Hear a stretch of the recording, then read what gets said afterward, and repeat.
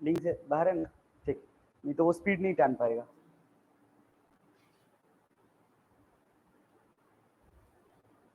हाँ वैसे तू लोग बता। अच्छा मैं तुमसे पूछ रहा हूँ ए पे इलेक्ट्रिक फील्ड कितना होगा क्यू चार्ज की वजह से। नॉर्मली तुम्हें क्या पता है क्या जीरो होता है? क्यू चार्ज की वजह से ए पे इलेक्ट्रिक फील्ड जीरो होता है कि कंडक्टर पे? मतलब ई नेट जीरो है। अच्छा मतलब अगर कंडक्टर पे ई, हाँ अगर कंडक्टर पे ई नेट जीरो है तो मैं लिख सकता हूं कंडक्टर के अंदर में ई नेट जीरो है, मतलब zero equals to electric field at A plus E induced. यही है ना? पक्का? बस अब क्या है, अब इलेक्ट्रिक फील्ड एट ए कैसे निकालेंगे? इसको उधर लेके चल जाओ।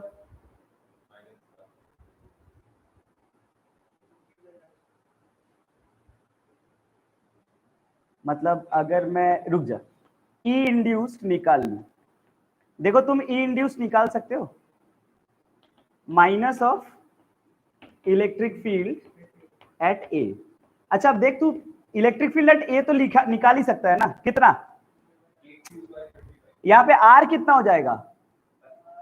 5 हो जाएगा ना, 5 मीटर इस डायरेक्शन में।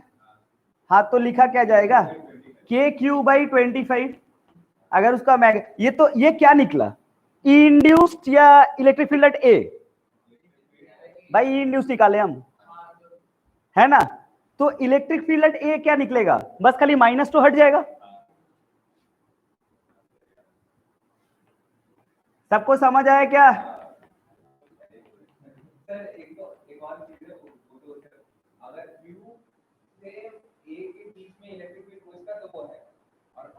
तुमसे पूछा गया इलेक्ट्रिक फील्ड है ए ड्यू टू क्यू, मतलब वो प्योरली क्यू के चलते हैं। और पूरा ए पे है तो जीरो।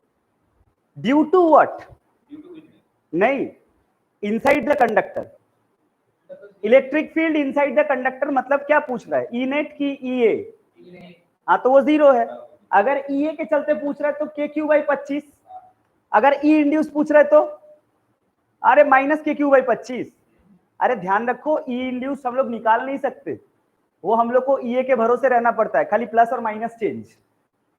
समझ आ रहा है क्या? Okay next question. हाँ जल्दी जल्दी लिख। नेक्स्ट, अभी अगर तुमसे पूछ ले कि हाँ ये अपना फिर से एक गोला, साक्षी आंसर दे। हाँ क्या? नहीं, ये अपना सेंटर, इसका रेडियस है आर। तुम्हें बोला गया कि यहां पे एक पॉइंट है ए और यहां से इतना दूर यहां पे एक पॉइंट है जो डी मीटर दूरी पे है। डी और एम अलग लिखता हूं वरना तुम लोगों का कोई भरोसा नहीं। डीएम मास सोच लोगे तुम लोग, ठीक है? ये अपना आर रेडियस, एक डी दूरी पे एक क्यूब पॉइंट है। इस ए पॉइंट पे तुम्हें पोटेंशियल पूछा गया, फाइंड द पोटेंशियल एट ए। देखा? अबे मीटर है, मीटर, डी लेंथ, मैंने सही में डी लो। मैं तुम्हें आदत नहीं है अच्छा इंफॉर्मेशन लेने का। वो डी लेंथ उस क्यू पॉइंट के चलते, उस क्यू चार्ज के चलते यहां पे पोटेंशियल कितना होगा? पूरा बिल्कुल ही अंधा बहरा बने बैठे हो, कहां पे आए वहां पे ए पॉइंट दिया हुआ है। फॉर्मूला मतलब ये दे क्या ऑप्शन? तुम बताओ। K Q by D, K Q by R, चढ़प root under D square plus are square. हाँ और डी है जीरो।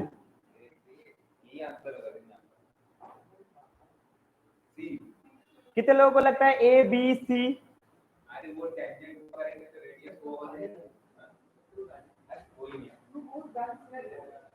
बता।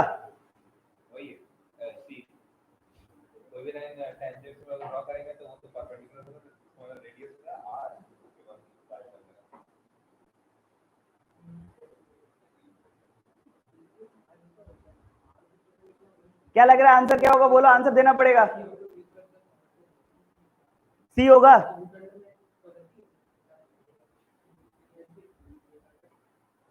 सी। कितने लोगों को लगता है सी है?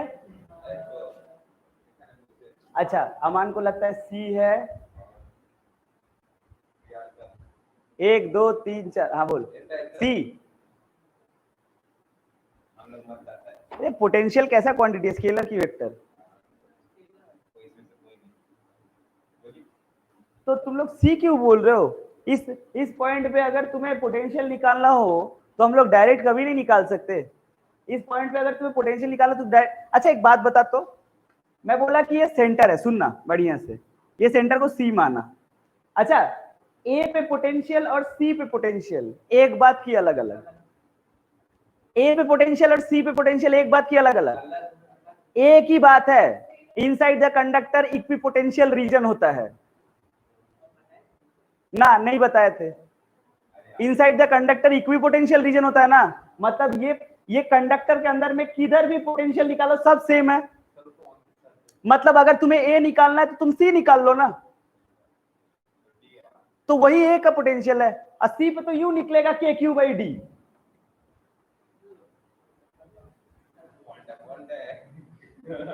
अरे तुम लोग पांडु हो यार, क्लास याद नहीं रखते। अरे आया समझ में? सी नहीं होगा, ए होगा ऑप्शन। इक्विपोटेंशियल रीजन होता है ना, तो कहीं पे भी पोटेंशियल सेम है। ए पे निकाल लो, इससे अच्छा सी पे निकाल लो। और सी पे क्या होगा? के क्यू बाई डी, ये होगा ना। बोलो समझ आया क्या?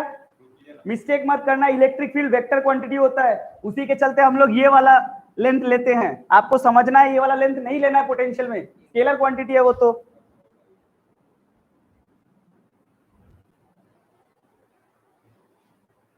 समझ आया तो थोड़ा सा रिस्पॉन्स दे दो। अब बता मेरे को अविनाश, अविनाश समझा? एक और सवाल देखो, फिर से सही बोलना, गलत मत बोलना। मैं तुमसे पूछा कि ए पॉइंट पे पोटेंशियल कितना है, तुमने बोला के क्यू बाई डी। ये पोटेंशियल इंड्यूस्ड है कि ड्यू टू क्यू है कि नेट है? वी नेट है, वी ए है कि वी इंड्यूस्ड है?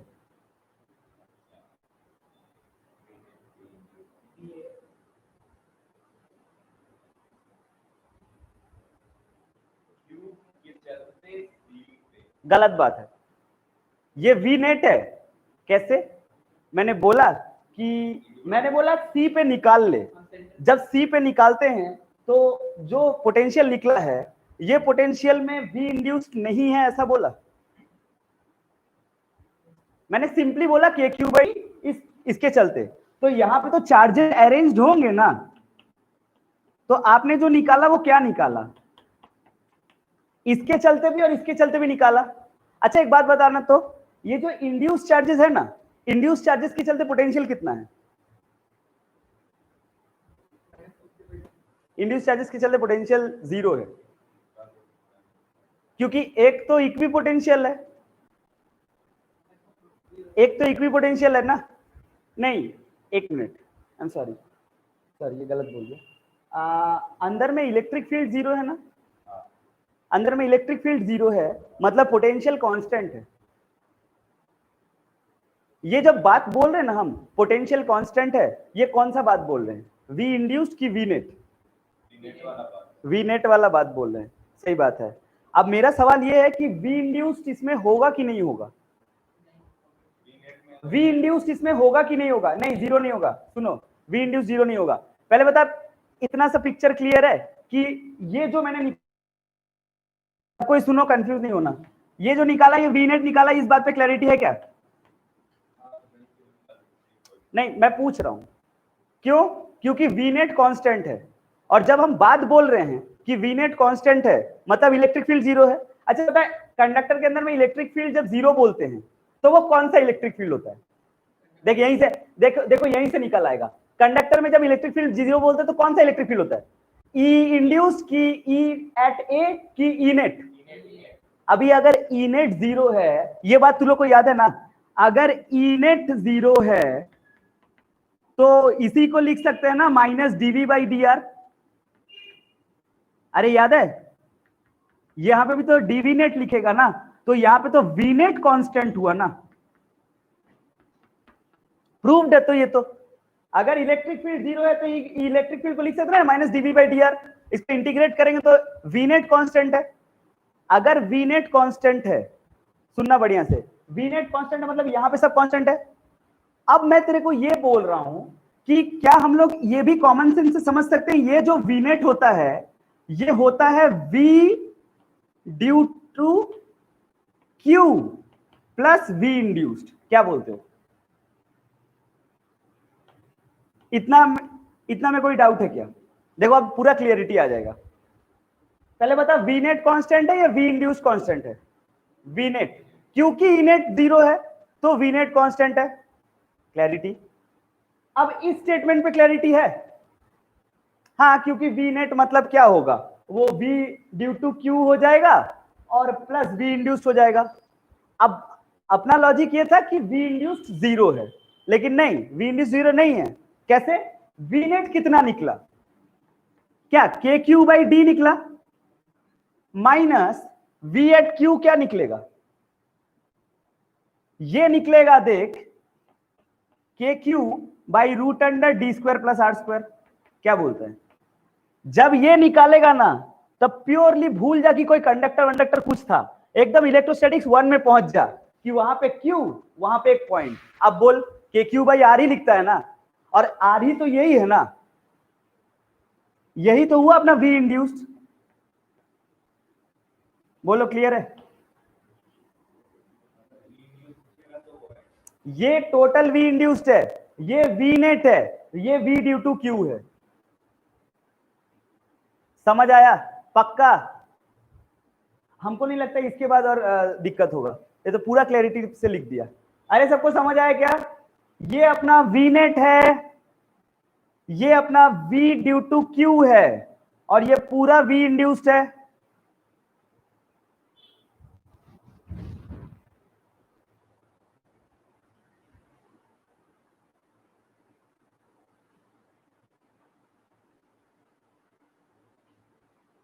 समझ में आया क्या दुबे, या फिर से बताएं?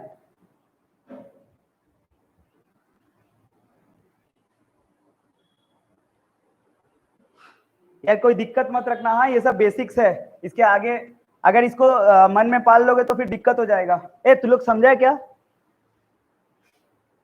अच्छा समझे हो, ठीक ठीक ठीक ठीक। अब नेक्स्ट टॉपिक ये है ना, एक सवाल पूछते हैं अविनाश तेरे से, एक बात बता, कंडक्टर के, मान लो एक कंडक्टर है, मान लो एक ऐसा कंडक्टर है, ऐसा कंडक्टर, हाँ ठीक है ऐसे कंडक्टर, मान लो एक ऐसा कंडक्टर है, कंडक्टर के ऊपर मैंने कुछ एक बाल्टी चार्ज रख दिया, चार्ज फेंक दिया से, हाँ हो सकता है ना, तुम्हें क्या पता चार्ज किधर रहता है। एक चार्ज एक बॉटल के अंदर में नेगेटिव चार्ज था, खोल के ऐसे डाल दिया, लो पूरा चार्ज से नहा लिया कंडक्टर को। अब मेरे को ये बता कि वो, अबे वो जो कंडक्टर को नहला दिए ना चार्ज से, ये चार्ज किधर गया? मैं बोला कि सॉलिड कंडक्टर है, सुनना बढ़िया से, मैं क्या बोला? सॉलिड कंडक्टर है। तो वो चार्ज, तुम लोग बोलते हो कि इलेक्ट्रिक फील्ड जो है ना अंदर में जीरो होता है, लेकिन अब मैंने बोला कि मैंने चार्ज दिया कंडक्टर को, एक्सेस चार्ज दिया, तो वो चार्ज कहां रहेगा?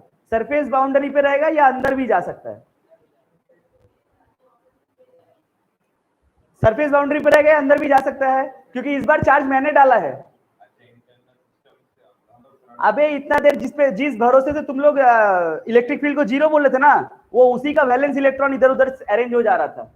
अब मैंने बोला कि कंडक्टर ऊपर मैंने चार्ज डाला है, अब वो किधर जा सकता है? Is it free to move inside the conductor और it will still that excess charge will also remain in the surface boundary? Check कर लेते अपने को क्या है, देखो इधर प्रूफ के साथ चेक करते हैं। हाँ मैं करवा रहा हूँ रेजोनेंस। तुझे पता है रेजोनेंस किसको बोलते हैं? नहीं पता? अरे बहुत हाई स्पीड ऑक्सीलेशन होता है। मान ले तू, तेरा थोबड़ा है, मैंने तेरे को अचानक तेरे थोबड़े पे 20 किलो न्यूटन फोर्स चार्ज किया, अब तेरा वो जो ना ऐसे ऐसे ऐसे ऐसे ऐसे, ऐसे होगा, ठीक है ना, इट्स एन अनस्टेबल, लेकिन अपने को दिखेगा नहीं, अपने को दिखेगा हेजी मुंह, यही है ना रेजोनेंस। तो हम लोग एक अप्रोक्सीमेट स्ट्रक्चर बना, तेरा मुंह का, पांडे का शक्ल ऐसा है, तो वो होगा स्टेबल स्टेट, लेकिन एक्चुअली में तो ऐसा है नहीं। अरे ये सच में रेजोनेंस तो यही है। नहीं मेरे को उतना नहीं पता, इसीलिए तो हम लोग बेंजीन के अंदर में गोल देते, क्यों? क्यों बेंजीन का थोबड़ा तो हम देखे नहीं है ना। रुक जा, इधर देख, मैं क्या बोला था ये इसके, हाँ तू ही तो देख, अब दूसरा वाला टर्म में को यूज मत करवा। देख इधर, देखना इधर, अपना एक कंडक्टर के ऊपर अपना प्लस चार्ज दे दिए,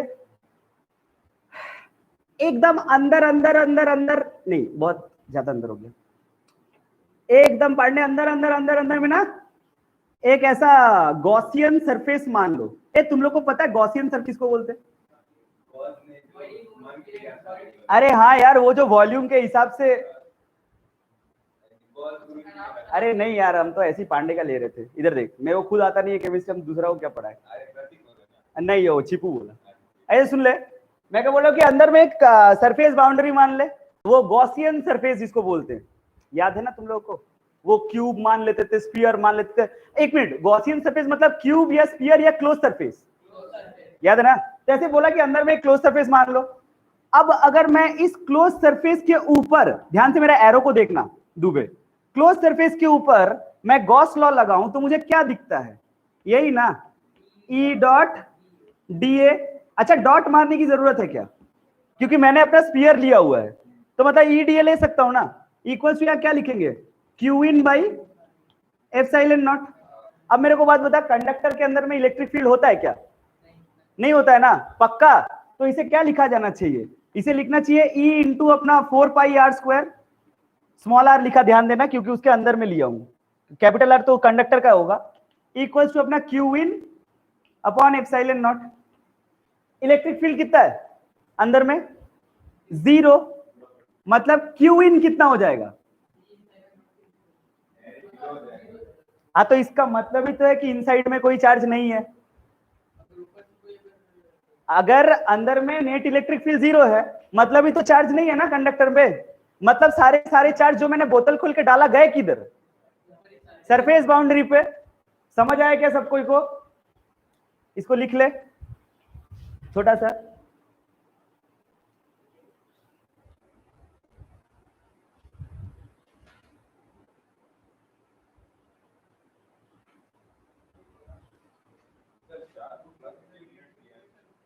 अरे चार्ज को प्लस से क्यों डिनोट किया? मतलब सुनो, पता है चार्ज कैसे आता है? एक मेटल ले लो, अगर इलेक्ट्रॉन खोल लो तब भी चार्ज आ जाएगा, डाल दो तब भी चार्ज आ जाएगा। इलेक्ट्रॉन खोल लोगे तो जो मैंने किया वो है, और डाल दोगे तो माइनस। यही है ना, इलेक्ट्रॉन ट्रांसफर से ही चार्ज जनरेट होता है।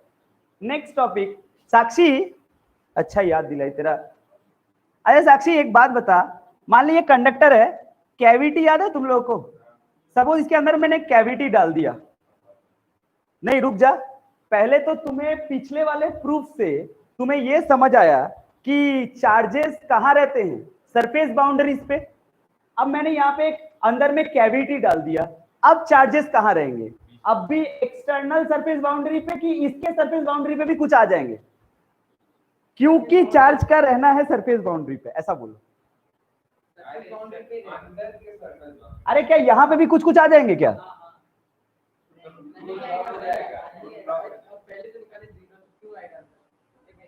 यहां पे अगर कैविटी डाल देंगे तो यहां पे भी कुछ कुछ प्लस आ जाएंगे क्या? क्योंकि ये भी एक बाउंड्री हुआ। आएगा? नहीं आएगा, नहीं आएगा। देखो मैं बता रहा हूं, अभी भी एक्सटर्नल बाउंड्री पे ही होगा। क्यों? क्योंकि यहां पे आने के लिए यहां तक तो आना पड़ेगा ना, और यहीं पे तो नहीं आएगा, क्योंकि इधर ही तो इलेक्ट्रिक फील्ड 0 है ना। तो ये कैविटी के लिए हिसाब से लिख के रख सकते हो, इन कैविटी प्रॉब्लम्स लिख के रख लो कि still in cavity problems the charges are always in the external surface boundary. ये सारा टॉपिक्स जुटा रहे हैं क्योंकि न्यूमेरिकल होगा भी।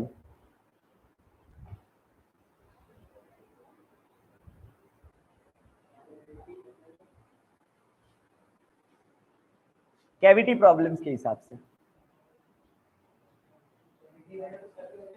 हाँ,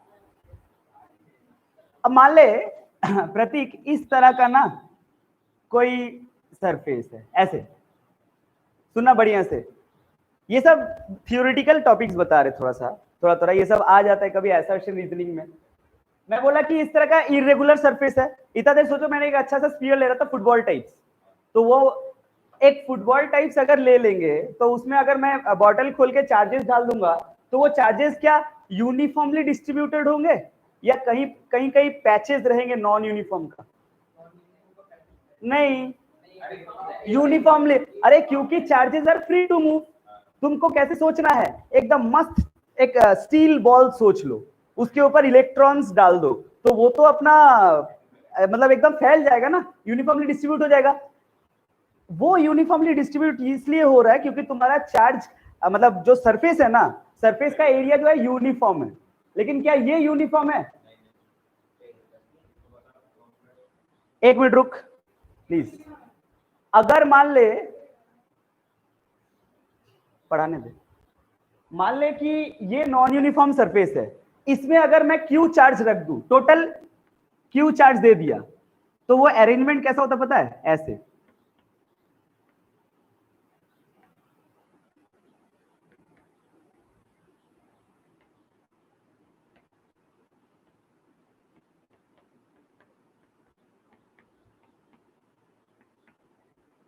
ऐसे ऐसे होता है।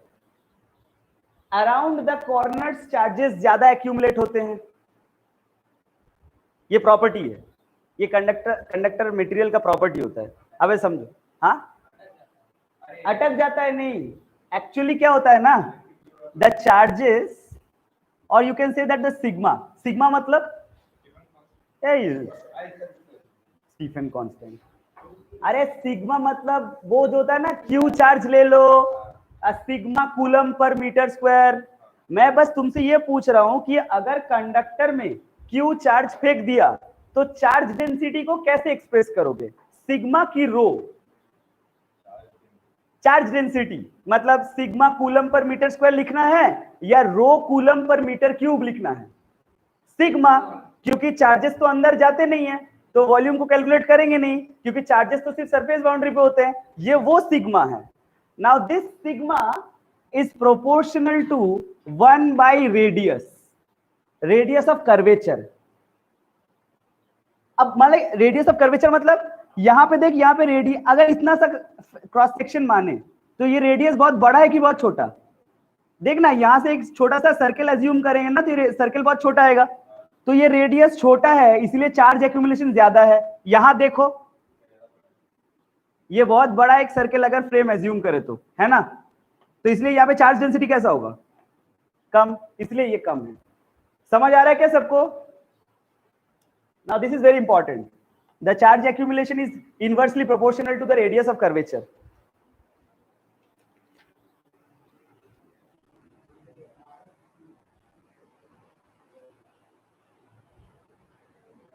स्फीयर्स के बारे में पढ़ेंगे।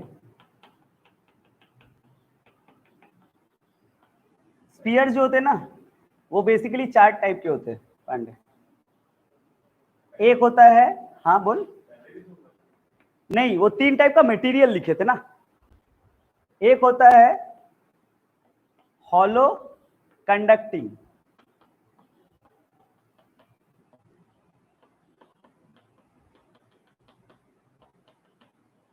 एक दूसरा होता है solid conducting. Very important area, very very important with respect to all the exams. तीसरा होता है हॉलो नॉन कंडक्टिंग।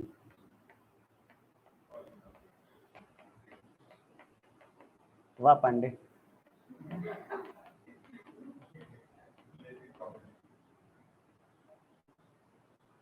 और एक है सॉलिड नॉन कंडक्टिंग।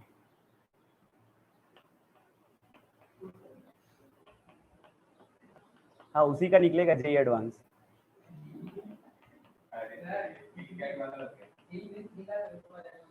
नहीं वो डायरेक्ट एडवांस निकालेगा। मेंस क्या है, चिट्ठी लिख देगा। मेंस मेरा औकात का नहीं है। आस्ते आस्ते आस्ते।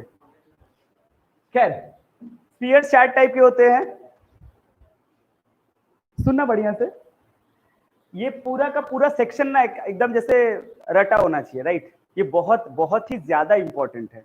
मतलब बोल सकते हो आज चैप्टर खत्म होगा इलेक्ट्रोस्टैटिक्स 2 का, और ये चैप्टर का डेड एंड टॉपिक है and yet the most important topic in the entire chapter. और इसी के लिए थोड़ा ये पिछला 20 मिनट टाइम पास कर रहा था, क्योंकि वो सारे कंसेप्ट इधर लगेंगे। स्फीयर कितना टाइप का होता है? Hollow conducting, solid conducting, hollow non conducting, solid non conducting. अब सबसे पहले तो आपको ये समझना है कि आपको क्या क्या टॉपिक पढ़ना है। इन सब के ऊपर आपको 7 टाइप्स ऑफ टॉपिक्स पढ़ने हैं। क्या क्या? Electric field inside the conductor, outside the conductor, 2 point ले लेंगे ए और बी। आपको potential inside the conductor, outside the conductor पढ़ना है, ठीक है। अच्छा, फिर इनका ग्राफ्स पढ़ना है, इन दोनों का ग्राफ्स पढ़ना है, और फिर इनका काइनेटिक पोटेंशियल एनर्जी डिस्ट्रीब्यूशन पढ़ना है। पोटेंशियल एनर्जी माने दोनों का। अब बता, एक स्फीयर में तेरे को कितना टॉपिक पढ़ना है? एक स्फीयर में कितना टॉपिक पढ़ना है? स्फीयर के अंदर का इलेक्ट्रिक फील्ड, बाहर का इलेक्ट्रिक फील्ड, स्फीयर का अंदर का पोटेंशियल, बाहर का पोटेंशियल, स्फीयर का मतलब वो दोनों जो इलेक्ट्रिक फील्ड और पोटेंशियल का बिहेवियर का ग्राफ पढ़ना है, और उनका पोटेंशियल एनर्जी डिस्ट्रीब्यूशन पढ़ना है। तो कितने टॉपिक हुए? 7 टॉपिक एक स्फीयर का। कितना स्फीयर है? कुल मिलाए कितने टॉपिक्स? ये 28 टॉपिक्स आपको रटे होने चाहिए। नहीं मैं तो बस ऐसे बता रहा हूं, आगे देख समझ में आएगा तेरे को। कुल मिला के 28 टॉपिक्स होते हैं। देखो ना क्या क्या निकालते हैं, ये मिटा देते हैं नहीं। अच्छा एक बात बताओ मेरे को, यहाँ पे क्या क्या स्फीयर का नाम लिखा हुआ है? हॉलो कंडक्टिंग और अच्छा मैं एक काम करता हूं, मैंने यहाँ पे एक फोटो बनाया तेरे सामने, जल्दी से सुनना। मैंने देख अब तेरे को पता चलेगा, अभी से क्लास इंटरेस्टिंग है। मैंने एक हॉलो कंडक्टिंग स्फीयर बनाया, मैंने तेरे सामने एक स्फीयर बनाया, मैंने बोला ये हॉलो कंडक्टिंग स्फीयर है। अच्छा एक बात बता, हॉलो कंडक्टिंग स्फीयर, सुनना बढ़िया से, वही अपना बोतल, उसी के अंदर चार्ज, ये हॉलो कंडक्टिंग स्फीयर के ऊपर मैंने चार्ज डाल दिया, ठीक। चार्जेस कहां होंगे? ये अरे चार्जेस कहां होंगे? सरफेस बाउंड्री पे या inside the conductor? Surface boundary पे, चाहे वो सॉलिड हो या हॉलो। अरे चार्जेस किधर होते हैं? तो हॉलो पढ़ो या सॉलिड, हॉलो कंडक्टर और सॉलिड कंडक्टर में क्या फर्क है?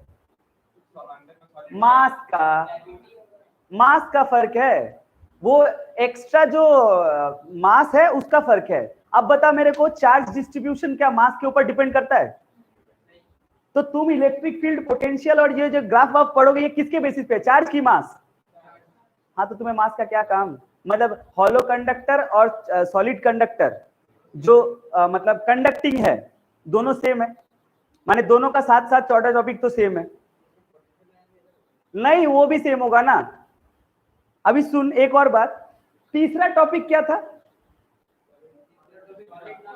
Solid non conducting. अब यहां पे थोड़ा सा डिप्लोमेटिक बात है, मैं एक नॉन कंडक्टिंग स्फीयर ले लिया, पहले नॉन कंडक्टिंग स्फीयर फील करवाता हूं। पहले तो सुनो फील कैसे, पहले तो सुनो ये कंडक्टिंग स्फीयर मतलब कैसे समझोगे। जब भी मैं तुमको बोलूंगा ना कि कंडक्टिंग स्फीयर, तुमने एक मस्त स्टील का एक बॉल सोच लेना, एकदम प्योर स्टील का बॉल, उसके ऊपर इलेक्ट्रॉन्स छोड़ दिया गया है, तो क्या वो फिसल जाएंगे और यूनिफॉर्मली डिस्ट्रीब्यूट हो जाएंगे? लेकिन अब सोच कि मैंने कोई वुडन बॉल ले लिया। अब वो वुडन बॉल जो है वो तो कंडक्टिंग है कि नॉन कंडक्टिंग? नॉन कंडक्टिंग है ना। अब उसके ऊपर इलेक्ट्रॉन छोड़ दोगे तो मतलब होता है ना कि मान ले मैंने पानी ऐसे करके छिड़क दिया, तो पानी तो बहेगा नहीं, वो जहां पे जैसे दिया वहीं पे जमाट हो जाएगा। समझ में आ रहा है कि अगर नॉन कंडक्टिंग लो और उसके ऊपर चार्ज डाल दो, तो जहां पे ढालोगे वहीं पे ज्यादा होगा, कहीं कहीं जाएगा कहीं नहीं जाएगा, ऐसा होगा ना, क्योंकि कंडक्ट तो वो करेगा नहीं। यूनिफॉर्मली वो डिस्ट्रीब्यूट तो करेगा नहीं, चार्जेस को मूव तो वो करवाएगा नहीं। क्यों? क्योंकि नॉन कंडक्टिंग है। पहले बता, समझ में आ रहा है क्या? अगर नॉन कंडक्टिंग लो तो वुडन बॉल सोचो, अगर कंडक्टिंग लो तो स्टील बॉल सोचो, क्योंकि स्टील बॉल अपने आप मूव करवा देगा क्योंकि वो कंडक्टिंग है। समझ में आ रहा है? अब सुन एक बात, अब अगर ऐसे तू चीजों को विजुअलाइज करेगा ना, तो ये जो नॉन कंडक्टिंग स्फीयर है इसका तो दो केस बन रहा है, इसका दो केस बन जा रहा है। फिर तो कौन कौन सा? अब ये नॉन कंडक्टिंग है तो ये यूनिफॉर्मली डिस्ट्रीब्यूट भी हो सकता है। और दूसरा पंडे, शाबाश, और नॉन यूनिफॉर्मली डिस्ट्रीब्यूट भी हो सकता है। अरे सुन लो मेरा बात सुन लो। यूनिफॉर्म नॉन यूनिफॉर्म मत का मतलब, मैंने बोला वुडन बॉल लिया, ठीक, वुडन स्फीयर लिया तो वो नॉन कंडक्टिंग है। मैंने बोला कि एक बार मैं चार्ज, भले ही वो नॉन कंडक्टिंग है, मैंने चार्ज ऐसा डाला ही कि एकदम यूनिफॉर्मली मैं ही बना दिया, ठीक, वो एक केस है। या फिर मैंने जैसे जैसे डाल दिया और कहीं कहीं पैचेस रह गए, वो नॉन यूनिफॉर्म डिस्ट्रीब्यूशन है। अब आप ऐसा समझो कि कोई भी एग्जाम हो, नॉन यूनिफॉर्म डिस्ट्रीब्यूशन आपके सिलेबस में है नहीं, इतना खुश मत हो, ठीक है? हाँ, जब सिलेबस में नहीं होता सुन के बहुत अच्छा लगता है, और बाकी जो है तो हम पढ़ते नहीं है। मतलब गेनर है, मतलब तुम्हें सही में। अरे सुनो, तो नॉन कंडक्टिंग का कौन सा हिस्सा तुम्हारे मतलब सिलेबस में है? मतलब एक वुडन स्फीयर ले लो और उसके ऊपर चार्ज डिस्ट्रीब्यूशन कैसा है? यूनिफॉर्म। अबे ये भी तो पहला ही केस है। अभी नॉन कंडक्टिंग लो या कंडक्टिंग, यूनिफॉर्म डिस्ट्रीब्यूशन मार रहे हो, मतलब तो पहला दो का केस है। हाँ, तुमको कंडक्शन नॉन कंडक्शन से क्या अरे भाई, पहला दो को क्या बोला था? Solid conducting, hollow conducting. पहले 5 मिनट बात कर इसके ऊपर, तभी पूरा मस्त क्लैरिटी आ जाएगा। Solid conducting, hollow conducting, charges किधर रहेंगे? सरफेस पे यूनिफॉर्मली डिस्ट्रीब्यूटेड या non uniformly? Uniformly distributed along the surface boundary. ये भी तो वही है। हाँ, इसमें मैं कर रहा हूं, मैं तुम्हें केस डाल रहा हूं कि हाँ तुमने यूनिफॉर्मली रखा, यही तुम्हारे सिलेबस में है, तो ये भी तो उसी में है ना। मतलब अब सोच, समझ में आ रहा है क्या? तो मतलब तुम्हें 21 पढ़ना है कि 7? 21 केस पढ़ना है कि 7 केस पढ़ना है? इधर भी तो कम हो गया। अरे समझ में आ रहा है क्या सबको? हाँ बोलना।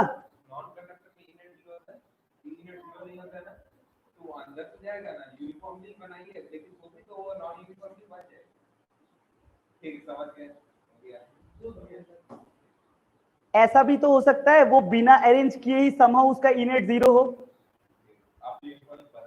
हम तो बोले कि हम यूनिफॉर्मली बनाए हैं।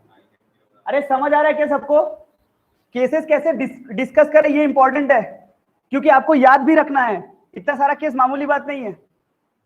पहले बता, यानी एक चीज क्लैरिटी है, hollow conducting, solid conducting and hollow non conducting uniformly. अरे हॉलो नॉन कंडक्टिंग यूनिफॉर्मली, क्या तीनों सेम है? रुक जा प्रतीक, रुक जा थोड़ा, मैं समझा रहा हूं। Hollow conducting, hollow non, solid non conduct, solid conducting, मैं लिख देता हूं क्या क्या केस है। HC, SC and HNC। देख तो, अरे हॉलो नॉन कंडक्टिंग, ये तीनों सेम है क्या? ये तीनों एक बार में पढ़ लेते हैं। और एक बात, सॉलिड नॉन कंडक्टिंग मतलब एक तो कंडक्ट करेगा नहीं, ऊपर से सॉलिड है, मतलब चार्जेस एवरीवेयर डिस्ट्रीब्यूटेड होंगे। कैसे? मैंने बोला, अच्छा एग्जाम्पल बहुत अच्छा दिमाग में आया मेरा। सॉलिड नॉन कंडक्टिंग मतलब लड्डू सोच लो, है ना? लड्डू का एक एक लड्डू पार्टिकल में चार्ज सोच लो, चार्ज भी और मास भी। ये सॉलिड नॉन कंडक्टिंग है। बात समझ में आ रहा है? एक लड्डू सोच लो, उसका एक लड्डू के पार्टिकल का मास भी है, चार्ज भी है। अरे चार्ज जैसे मान लो ना, बिजली वाला लड्डू चार्ज लगेगा अपने को, खैर जो भी है, तो वो एक एक पार्टिकल के अंदर में भी चार्ज है। अब बता, ये अलोंग द सरफेस बाउंड्री है या ये सिग्मा है, ये रो वाला केस है? रो वाला केस है ना, क्योंकि अब चार्ज एक एक पार्टिकल के अंदर में है, तो वो अपना एक अलग केस बनाता है, SNC। और थोड़ा सा फील दिलाए। देखो ए इधर सुनो ना, लड्डू कंडक्टिंग है या नॉन कंडक्टिंग? Non conducting. तो पहले लड्डू ले लो, उसके बाद बॉटल खोल के ऐसे करके छिड़क दो, ठीक है। अब जहां जहां चार्ज गया वो वहीं बस गया, वो फ्लो थोड़ी हुआ, जहां जहां चार्ज गया वो वहीं बस गया ना। तो ये सॉलिड नॉन कंडक्टिंग का केस है। अब अगर मैं तुम्हें बोलूं कि एक हॉलो लड्डू ले लो, अरे पांडे अंदर से खा लिया ऐसे, चुप, हॉलो लड्डू ले लो, तो उसको अंदर से ऐसे करके बाहर से छिड़क दोगे तो वो भी तो जहां छिड़कोगे वहीं रहेगा ना। इसका दो केस था, जिसका एक केस मैंने हटा दिया तुम्हारे सिलेबस से। मैंने बोला कि मान लो कि तुमने यूनिफॉर्मली छिड़का, चुप ना, पढ़ा लो तुम आके। समझ में आ रहा है कौन कौन सा केस बोल रहा हूं? एक है ये hollow conducting, solid conducting, hollow non conducting. Hollow non conducting मतलब हॉलो लड्डू जो यूनिफॉर्मली छिड़का हुआ है चार्ज। समझ आ रहा है क्या? ये तीनों का एक ही केस है, और ये केस अपना अलग पढ़ेंगे। अब सुन इधर एक, ये अपना आयुष दुबे दुबे दुबे समझ रहे हैं ना? सोच कि एक स्फीयर लिया, ये कौन सा स्फीयर है? हॉलो कंड, ये तीनों है क्या? हाँ, क्योंकि चार्ज डिस्ट्रीब्यूशन मैं तो बाहर रख रहा हूं। अभी नॉन कंडक्टिंग कंडक्टिंग से क्या मतलब है? चार्ज डिस्ट्रीब्यूशन तो मस्त यूनिफॉर्म है, जान के अपन कुछ करेंगे नहीं, मास से कोई फर्क पड़ता नहीं है। बात समझ में आ रहा है? अब मैं तेरे को बोला कि यहाँ पे 2 पॉइंट ले ले, यहाँ पे एक पॉइंट ले, ए पॉइंट ले ले, यहाँ पे एक पॉइंट ले बी। सुनना बढ़िया से, मैं बोला ई पॉइंट पे इलेक्ट्रिक फील्ड कितना होगा? सॉरी ए पॉइंट पे, सॉरी ए पॉइंट पे इलेक्ट्रिक फील्ड, ए पॉइंट पे इलेक्ट्रिक फील्ड कितना होगा? 0 होगा?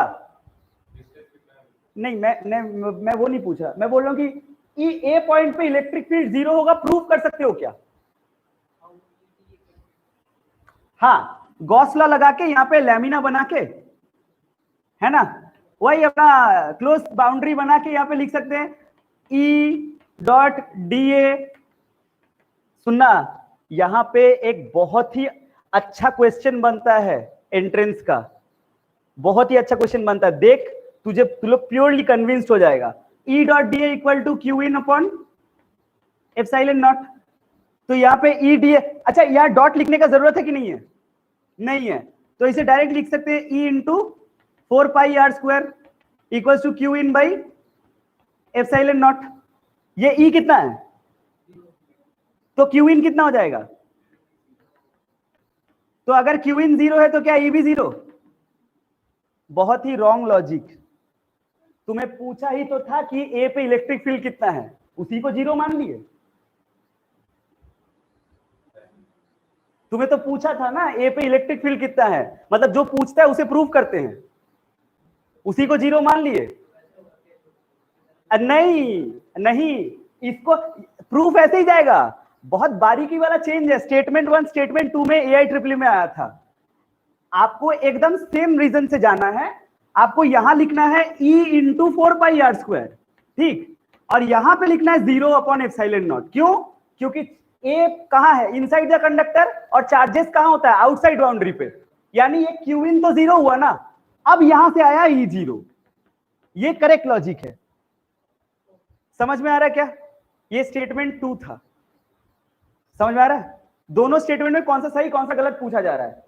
जिसको पूछा है इलेक्ट्रिक फील्ड एट ए क्या होगा, उसी को 0 मान के क्यू इन को प्रूव कर दिए थे। लेकिन सोच, जो अभी पिछले बार लिखा था ना, वो कुछ देर पहले भी ऐसा कुछ प्रूव किया था ना।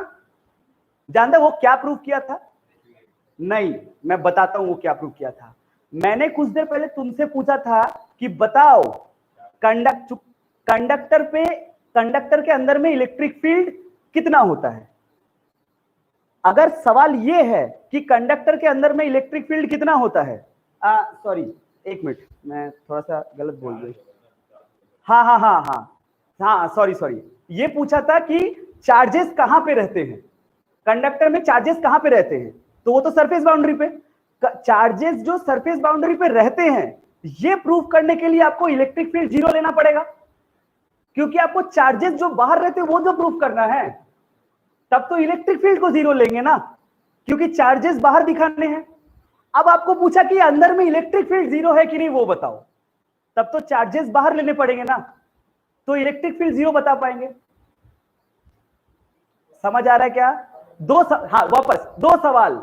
एक सवाल ये कहता है कि बताओ कंडक्टर के अंदर में चार्जेस कहां होते हैं, सरफेस बाउंड्री के कि अंदर पे। तो जब आपको ये दिखाना है कि चार्जेस सरफेस बाउंड्री पे होते हैं तो इलेक्ट्रिक फील्ड तो अंदर में जीरो बताना पड़ेगा ना। तब हाँ, तब वो पिछला वाला प्रूफ था। लेकिन अब आपको पूछा प्रूव करो इलेक्ट्रिक फील्ड कंडक्टर के अंदर में जीरो होता है, तो चार्जेस तो बाहर दिखाने पड़ेंगे ना। समझ में आ रहा है क्या? अरे समझ में आया सबको? दो बातों में फर्क, ये दो बहुत ही बारीक स्टेटमेंट होते हैं, प्लीज इसे समझो। हाँ करेक्ट, एक प्रूफ करने के लिए दूसरे का सहारा लेना पड़ेगा। प्रतीक एकदम सही बोला। अरे आया समझ में? तो तीनों कंडक्टर में, तीनों टाइप ऑफ कंडक्टर में इलेक्ट्रिक फील्ड अंदर में कितना होगा? जीरो। ओके अच्छा सोच, अगर मैं तेरे से पूछूं क्या नाम है भूल गया, हाँ रश्मि, ठीक है। अगर मैं पूछूं कि एट बी पॉइंट क्या होगा इलेक्ट्रिक फील्ड? एट, हाँ इलेक्ट्रिक फील्ड आउटसाइड। अरे बाप रे बाप, बहुत ही बड़े वाले मतलब अच्छे स्टूडेंट हो तुम, है ना। Electric field outside the conductor क्या होगा? सोच के बता। अबे दोबारा गॉस लॉ मार दो ना, क्या जा रहा है? लो मारो, क्या लिखोगे? वही लिखोगे ना, दोबारा गॉस लॉ मार दो। हालांकि ये तुम डायरेक्ट इलेक्ट्रिसिटी से भी प्रूव कर सकते हो, बट मैं गॉस लॉ से करूंगा ताकि एक तुम्हें दो तीन बातें रटवा पाऊं। देखो Q in upon epsilon naught. ओ गॉस लॉ एकदम बी के ऊपर से चला गया क्या? लैमिना को जस्ट बाहर ले, अच्छा सॉरी जस्ट अंदर ले, ऐसे बी के बाहर से भी लिया, जस्ट बी को अंदर लिया। अब बोल, अब देख यहां पे क्यू इन को क्या लिखेगा? क्यू, जब तुम बी से लोगे तो उस लैमिना के ऊपर अंदर में चार्ज है कि नहीं है? अरे यही तो plus Q two let the charge be Q, जो बोतल में चार्ज निकाला था वो चार्ज तो किधर डाला था? कंडक्टर पे। अब ऐसा गॉसियन सरफेस लिया कि वो सारे के सारे चार्जेस तो क्यू इन बन गए ना। तो यहां पे क्या लिखोगे? क्यू इन या वो क्यू टू जो डाले थे? हाँ टोटल क्यू। और ये डॉट लिखने की जरूरत है नहीं क्योंकि मैंने स्फीयर माना। हाँ तो क्या लिखा जाएगा? सीधा सीधा E into 4 pi R square equal to अपना क्यू बाई एप्सिलॉन नॉट। अरे समझ में आ रहा क्या? अब इसको नीचे उतार दे तो क्या आ जाएगा? Q by 4 pi epsilon naught R square. अरे ये के है क्या? तो देख डायरेक्ट लिखा जाएगा E equals to K Q by are square. कहीं देखा है क्या ये फॉर्मूला? कहां देखा ये फॉर्मूला? सर ये तो नॉर्मल फॉर्मूला है, अगर कहीं पे एक चार्ज रख दो और कहीं दूर पे एक इलेक्ट्रिक फील्ड पूछ लो, ये उसी का फॉर्मूला है ना। लेकिन मैंने क्या प्रूव किया और क्या निकला? सोच, इससे कंक्लूजन मिलता है, पता है इससे क्या कंक्लूजन ड्रॉ करेंगे? इससे कंक्लूजन ये ड्रॉ करेंगे कि in these three conductors if you are calculating the electric field outside the conductor, then all the charge particles along the surface boundary the total charge particles distributed along the surface boundary acts as a point charge from the center of the sphere. एक बार और बता रहा हूं, जब भी आप कोई भी स्फीयर के बाहर इलेक्ट्रिक फील्ड कैलकुलेट करिएगा तो उस स्फीयर के ऊपर जितने भी चार्जेस होंगे ना, the collective charge capital Q, those charges will act as a point charge from the centre of the sphere. ये देखो, तुम्हें ये ऐसा फील होगा, लगता है ये सेंटर से लिया गया है आर। ये फॉर्मूला उसी का बिहेवियर शो कर रहा है। समझ में आया क्या? तो दो कंक्लूजन, इलेक्ट्रिक फील्ड अगर अंदर में हो तो HC, SC और HNC, अंदर में इलेक्ट्रिक फील्ड कितना और बाहर में कितना? KQ by R square, where the collective total charges acts as a point charge from the center of the sphere. अरे समझ आ रहा है क्या सब कोई? जो लोग ऑनलाइन में हैं उतार ले, वेरी इंपॉर्टेंट कंक्लूजन।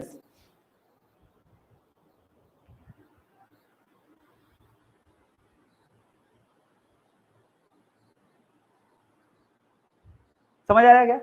इसका ग्राफ, अब इसका ग्राफ, अरे एकदम लल्लू ग्राफ है, एकदम फालतू टाइम पास ग्राफ है, लेकिन येट वेरी इंपॉर्टेंट। सीधा सीधा डायरेक्ट पूछ लेता है क्या जेईई मेंस क्या सीबीएसई। देखो एकदम लल्लू ग्राफ है। ईए पे कितना निकला रे इलेक्ट्रिक फील्ड? 0। और ईवी पे कितना निकला? अरे के क्यू भाई, है ना? अच्छा अब एक बार बोर्ड में देख।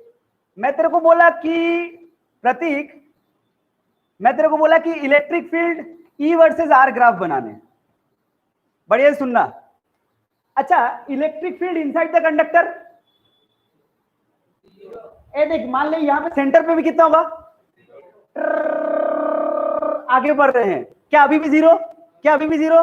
सरफेस पे टच करेंगे तभी भी नहीं, सरफेस पे टच करेंगे तो यहां पे ना ये Q by capital R square आ जाएगा, क्योंकि सरफेस बाउंड्री पे इलेक्ट्रॉन्स होते हैं, है ना, तो उनका इलेक्ट्रिक फील्ड आता है। समझ में आया क्या?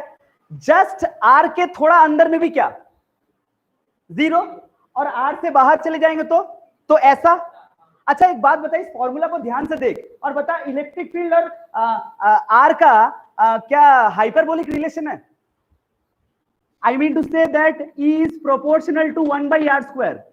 It's a hyperbolic relation. अरे ऐसा होता है यार। अगर ऐसा नहीं भी होता है, तुम्हें हाइपरबोलिक रिलेशन नहीं भी समझ आता है, तुम्हें बेसिक ये ग्राफ समझ आता है? देखो तो किधर बना है। तुम अगर मैं तुझे बोलूं कि y equal to 1 by x का ग्राफ बना, क्या तुझे ये फील आता है कि सर ऐसे बनेगा? अरे इतना तो फील आता है ना सबको, y equal to 1 by x। हाँ तो देखो ना, E is proportional to 1 by r square। इसका ग्राफ कैसे बनेगा? वैसे ही बनेगा, खाली स्लोप में चेंज आएगा। तो इसको कैसे बनाएंगे? टिंग टिंग टिंग टिंग टिंग टिंग टिंग टिंग टिंग टिंग टिंग।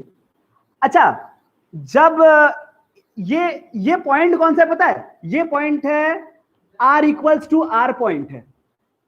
ये पॉइंट, ये दाग तो r इक्वल्स टू r है। अबे यहां पे देख, ये r का वेरिएशन है ना। जब यहाँ पे रेडियस 0 था तब कितना हुआ इलेक्ट्रिक फील्ड? 0। बढ़ रहा, लेकिन आर से कम ही है तब भी। लेकिन यहां से क्या आना शुरू होगा, और कैसा ग्राफ होगा? ऐसा। बस बोलो क्लियर? अरे टफ नहीं है, अंदर में इलेक्ट्रिक फील्ड है ही नहीं तो ग्राफ किधर से आएगा? लेकिन जैसे ही आर को टच किया तो वहां से आना शुरू हो गया ऐसे। समझ आया क्या? हाँ नहीं टच नहीं करेगा, इन्फिनिटी तो चलता रहेगा ना। अरे सबको समझ आ रहा है ऑनलाइन में? समझ आया क्या? ओके उतार ले।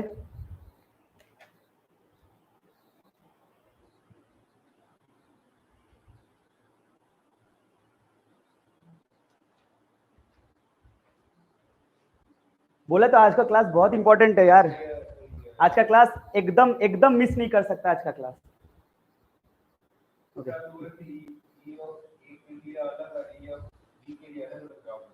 अरे भाई एक ही ग्राफ बनाया ना, रेडियस का वेरिएशन देखो, E ऑफ ए है less than R, E of B है greater than are.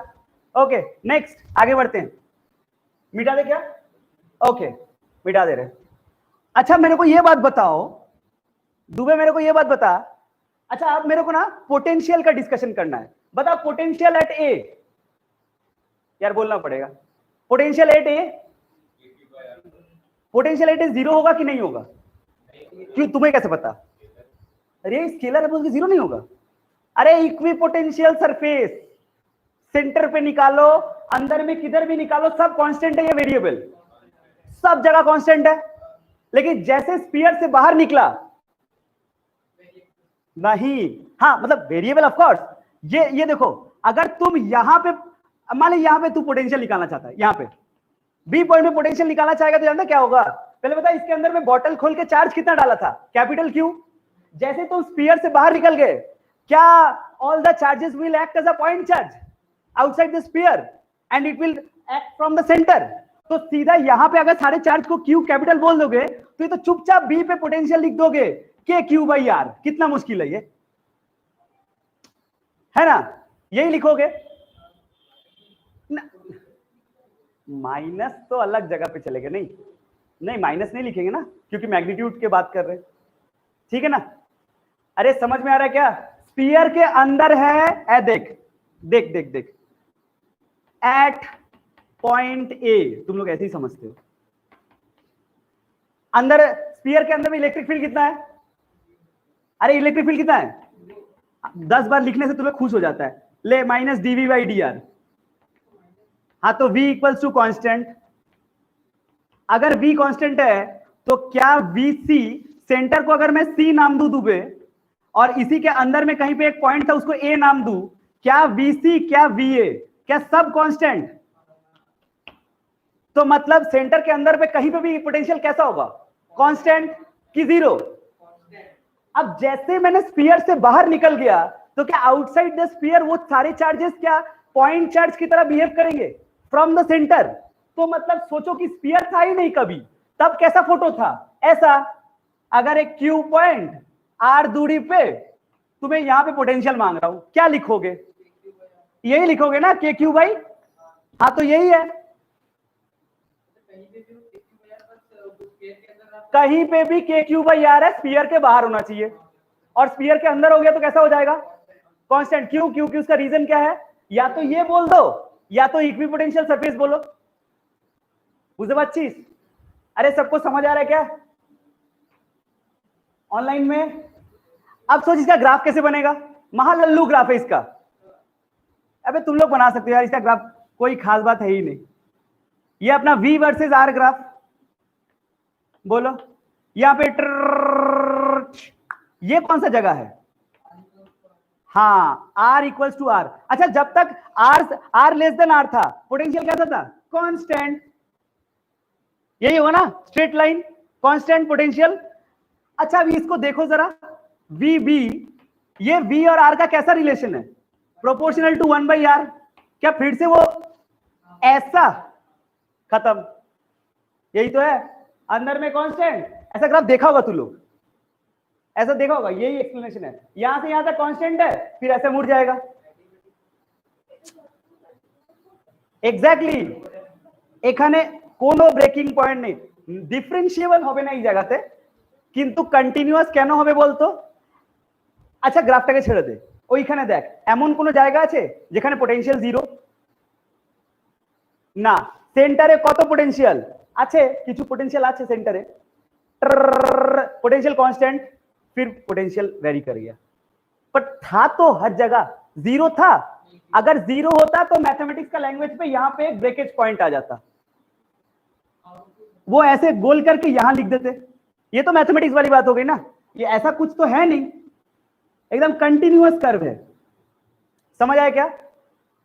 Electric field का भी वैसे ही कर्व है, कंटिन्यूअस।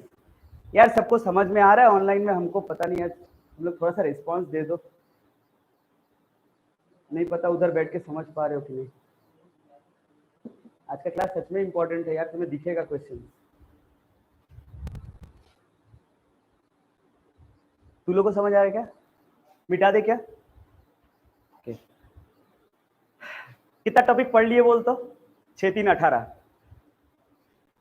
सोच के देख। नहीं, थोड़ा सा स्टाइल से पढ़ना होगा ना, क्योंकि नॉर्मली क्या होता है, मैंने देखा है, लास्ट ईयर देखा हूं और मैं हमेशा देखता हूं, स्टूडेंट्स डर जाते हैं। क्वेश्चन ऐसा इंग्लिश में बड़ा बड़ा लिखा था, suppose there be a hollow conducting sphere. ये सब क्या है? ऐसा कुछ नहीं है, सारा बाइफरकेशन बता रहा हूं मैं, कैसे क्या करना है। पक्का समझ आ रहा है क्या तुम्हें?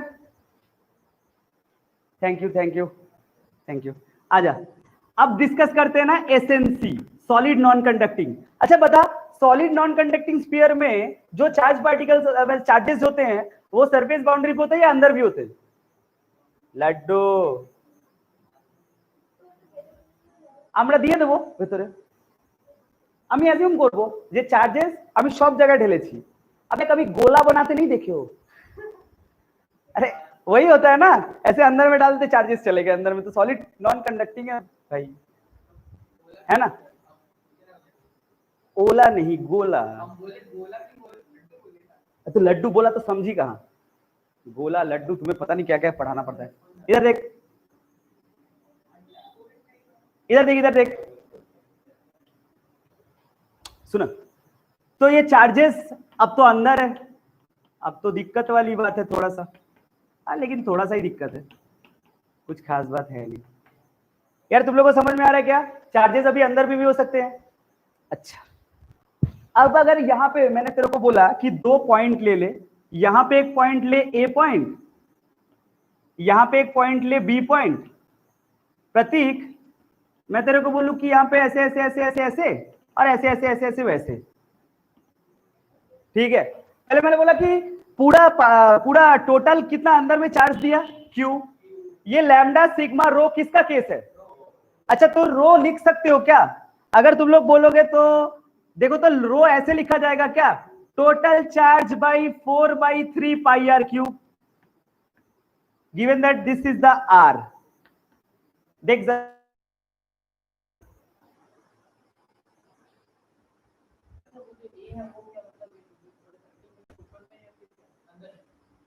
ये ए, हाँ अरे गॉसियन सरफेस माना,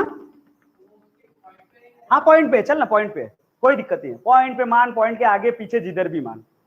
यार तुम्हें समझ आ रहा है क्या कि रो को कैसे लिखा, Q by 4/3 pi R cube. ऐसा हम लोग क्लास 11 के थ्रू बहुत कर चुके हैं। तो टोटल 4/3 पाई आर क्यूब का होता है क्यू, 1 का होता है इतना, और 1 ही तो होता है रो ना। हाँ रे भाई, उसी को तो रो बोलते हैं ना, रो कूलम पर मीटर क्यूब। देखिए पर मीटर क्यूब का ही हिसाब है ना, पक्का। अब ये क्या होता है, अच्छा मोमेंट ऑफ इनर्शिया। यार मैं सिर्फ लैम्डा सिग्मा रो बता रहा हूं, मतलब तुम्हें फिर से वो सब बताना होगा। बोलो इतना लेंथ का इतना, तो एक लेंथ का कितना। अभी भी तुम्हें यूनिटरी मेथड नहीं समझ आया, 12 पास करने चले हो। अच्छा ये देख रहा आंसर, इतना लेंथ का इतना, तो उतना लेंथ का कितना उतना, टोटल आंसर वेरिएबल। एक तो लिंक चला गया क्या यार, रेस्पॉन्स देना थोड़ा सा, मतलब सब फ्रीज हो गए। अच्छा इधर देख, तो अगर मैं इतना सा गॉसियन सरफेस पे सेडी, इतना सा गॉसियन सरफेस, इतना सा के लिए मैं गॉस लॉ अप्लाई करूं तो, प्लीज बोर्ड में, इतना सा के लिए गॉस लॉ अप्लाई करूं तो वही अपना E dot D A dot लिखना पड़ेगा कि नहीं? क्यों भाई, स्फीयर माना, E dot D A equals to क्या, Q in by epsilon naught. अब कौन बताएगा मेरे को क्यू इन ठो, बता सकते हो तुम लोग, कोई चाप नहीं है, एकदम बता सकते हो तुम लोग, प्योर मैथमेटिक्स, क्यू इन बताओ। मैं इधर अपना तैयार करता हूं, ई इक्वल टू, ये इसको स्मॉल आर ले लिया ना, स्मॉल आर छोटा रेडियस छोटू, तो ई इंटू अपना 4πr²। अरे क्यू इन मतलब क्या, वो छोटा सर्किल के अंदर कितना चार्ज है?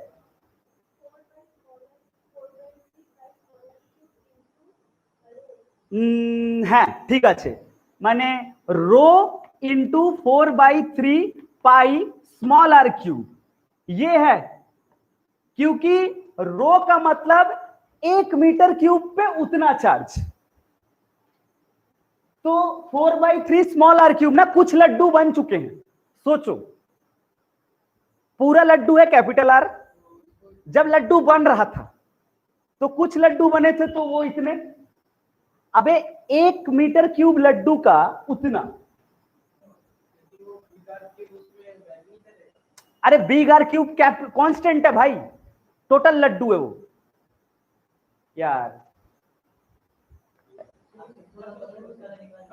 हाँ मैं जितना पकड़ा उतना, मैं जितना पकड़ा उतना ही बोला, मैं बाहर के क्यों बोलूं, मैंने गॉसियन सरफेस जितना माना।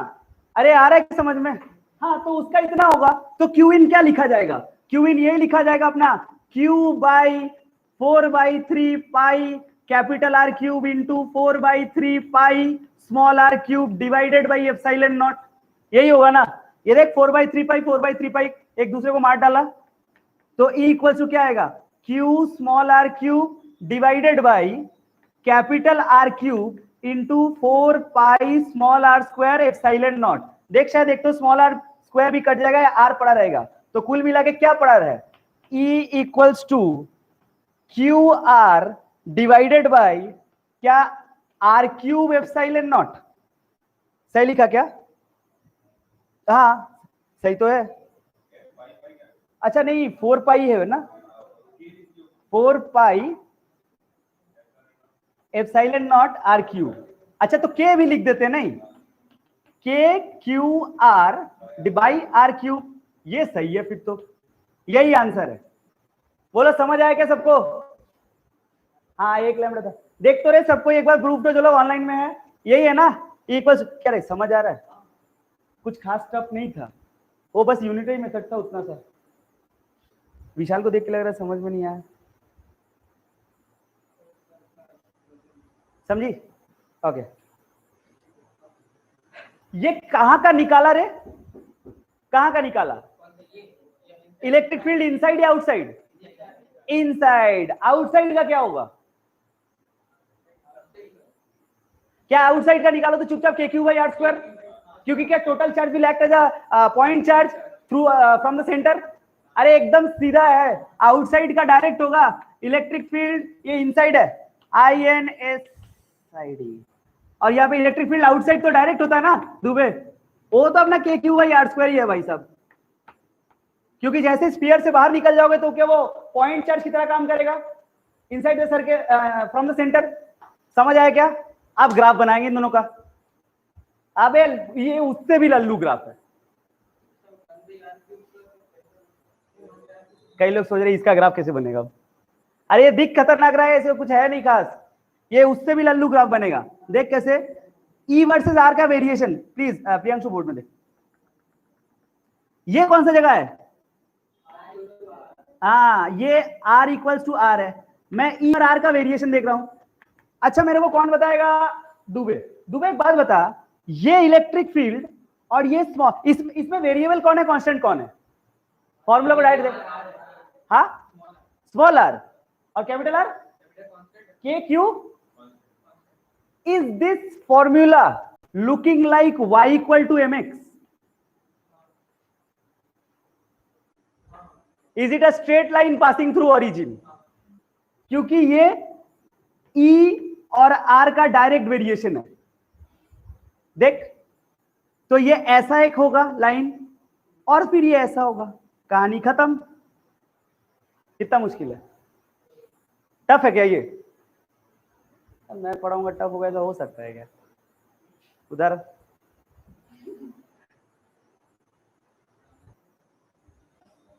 इलेक्ट्रिक फील्ड का ग्राफ समझ आया तो एसएनसी में?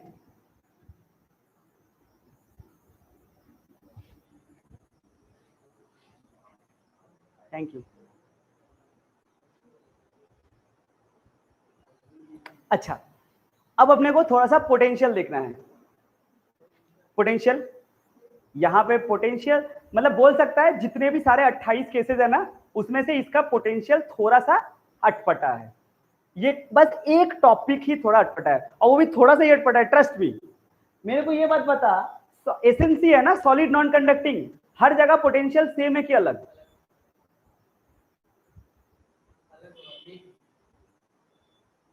हर जगह पोटेंशियल सेम है कि अलग?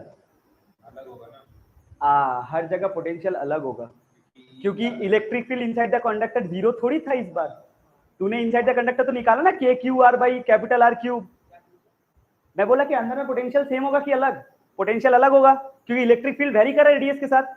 इतना देर तो जितने भी सारे 3 केसेस थे उसमें इलेक्ट्रिक फील्ड जीरो होता था, पोटेंशियल कांस्टेंट होता था, है ना? अब अगर इलेक्ट्रिक फील्ड भी वेरी कर गया तो पोटेंशियल तो वेरी करेगा ही, तो वो कितना होगा? Now that's the question. समझ आया क्या सबको? अलग, राइट।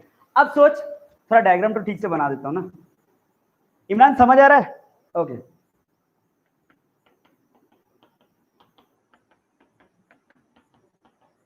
इसमें भी कोई खास बात नहीं है, ये भी इजी है, बट थोड़ा सा वेरिएशन है बोल के देख लो। मैंने क्या किया ना, यहां पे एक पॉइंट ले लिया, ऐसे मैंने माना यहाँ पे एक पॉइंट, इसको ए पॉइंट माना, ठीक है? ये अपना सेंटर है, और यहाँ पे ना सरफेस के ऊपर एक बी पॉइंट माना। सुनना बढ़िया से, ए पॉइंट अंदर में माना और बी पॉइंट सरफेस पे माना। समझा? मुझे नहीं पता कि अंदर में पोटेंशियल कहां कहां क्या है, बट मुझे एक बात पता है।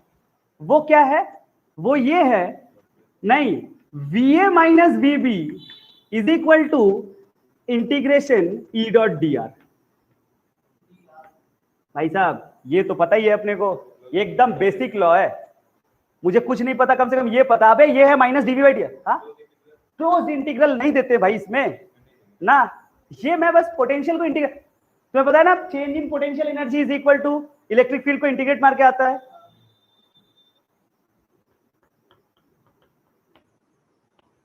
तुम लोग बहुत बड़े आलसी हो, ये उसी का ढंग वाला मैंने थोड़ा सा लिखा हुआ है, स्टाइल मार के लिखा। अबे स्टाइल मार के ये लिखा होता है E dot D R equal to minus D V, और ये माइनस डीवी को लिख सकते हो वी ए माइनस डीबी, क्योंकि फॉर्मूला होता है वीवी माइनस वी ए, तो माइनस है बोल के we A minus dB, initial minus final.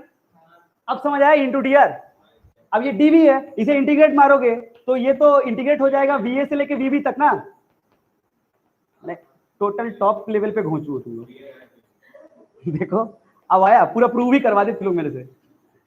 आया, ये उसी का स्टाइल मार के लिखा हुआ है, ये तो लिख सकते हैं ना, ठीक, प्रूव ही करवा रहे तुम लोग। खैर एक मिनट, वीबी पे हाँ तुम लोगों को कोई भरोसा नहीं, ठीक है। वीबी पे पोटेंशियल कितना है बता सकते हैं अपन, K Q by capital R small R की क्या, अबे आर आर होता है मतलब क्या है, हाँ मतलब ओ बाबा ठीक है, लो ये इसको आर बोलते हैं, कैपिटल आर। अब बोलो शाबाश।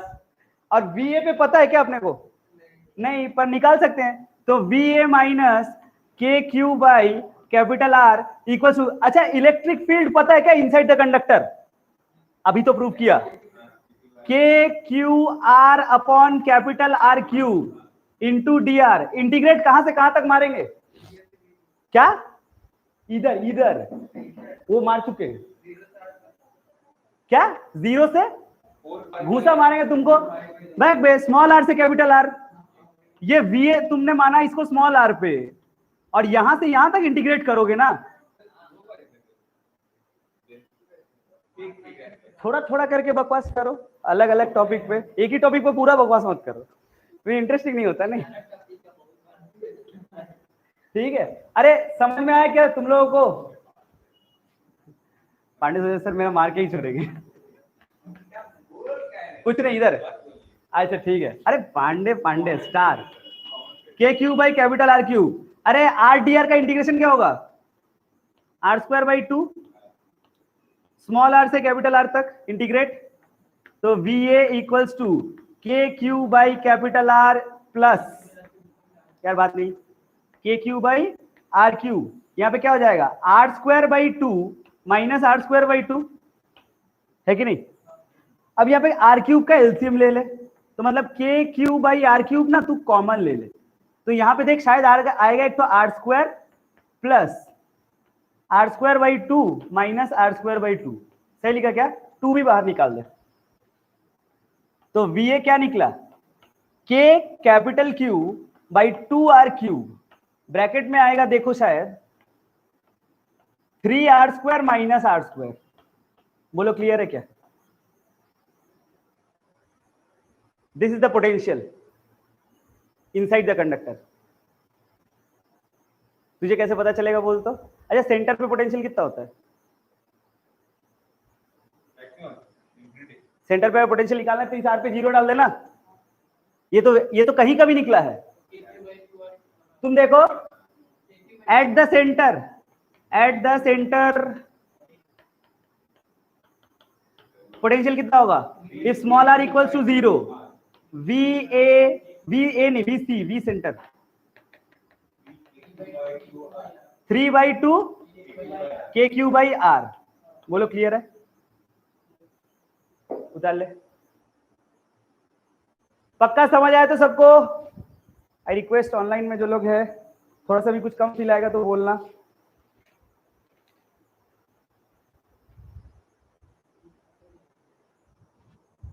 पक्का,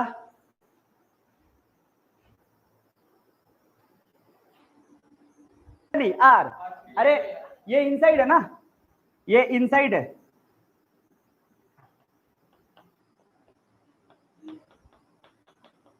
आउटसाइड द कंडक्टर क्या होगा, सिंपल वाला, क्योंकि वो जो capital Q will act as a point charge from the centre, मतलब क्या लिखा जाएगा K capital Q by small R, simple,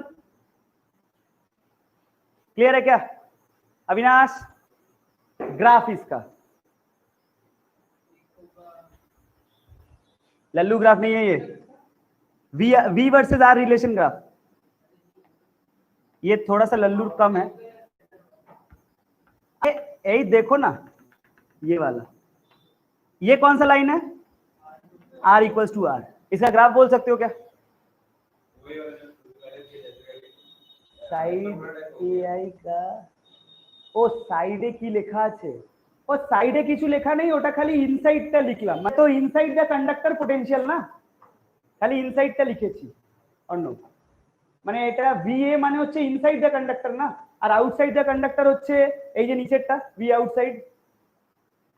दिख नहीं रहा क्या? नहीं, उधर रिफ्लेक्शन नहीं हो रहा, तो हमको यहाँ से दिख रहा ना आउटपुट। वो शायद वहां कटा होगा और ना वो इनसाइड लिखा है। ठीक है ठीक है ठीक है। अच्छा, इसका ग्राफ कैसे बनाएंगे? तो इसका ग्राफ बनाने के लिए ना लोगों को थोड़ा, अच्छा इसको मिटाऊं क्या? मिटा देता हूं क्योंकि मेरे को कुछ समझाना है।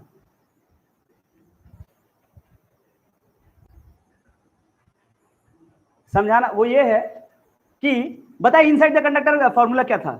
V इनसाइड का क्या था फॉर्मूला?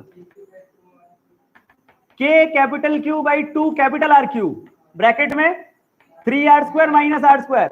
दुबे बहुत अच्छा से देख तो तेरे को पता चलेगा।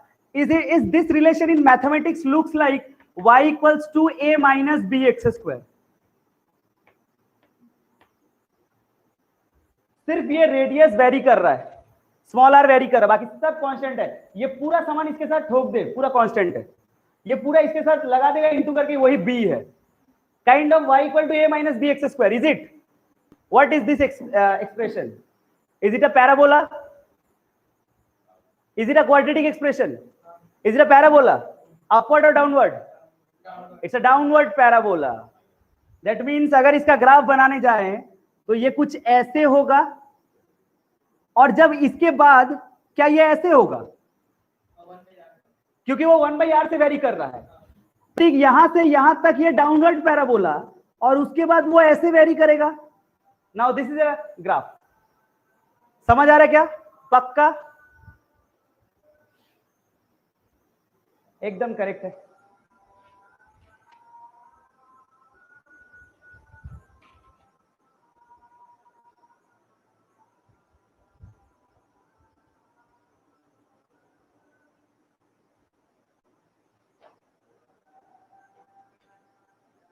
आया समझ में?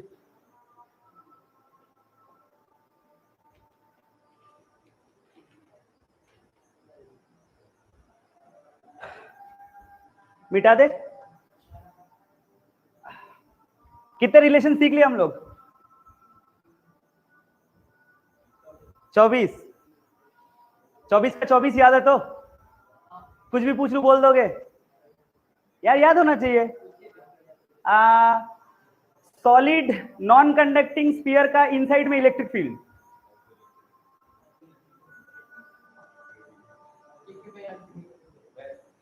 सॉलिड नॉन कंडक्टिंग का इनसाइड में electric field. KQR by RQ, capital RQ है ना, याद रखना ये सब। सॉलिड नॉन कंडक्टिंग है याद रखना, बाकी तीनों का 0 है, ऐसे याद रखना ना। अच्छा, अब डिस्कस करेंगे पोटेंशियल एनर्जी। थोड़ा सा थॉटफुल है, कहानी सुनना पड़ेगा 5 मिनट फालतू कहानी।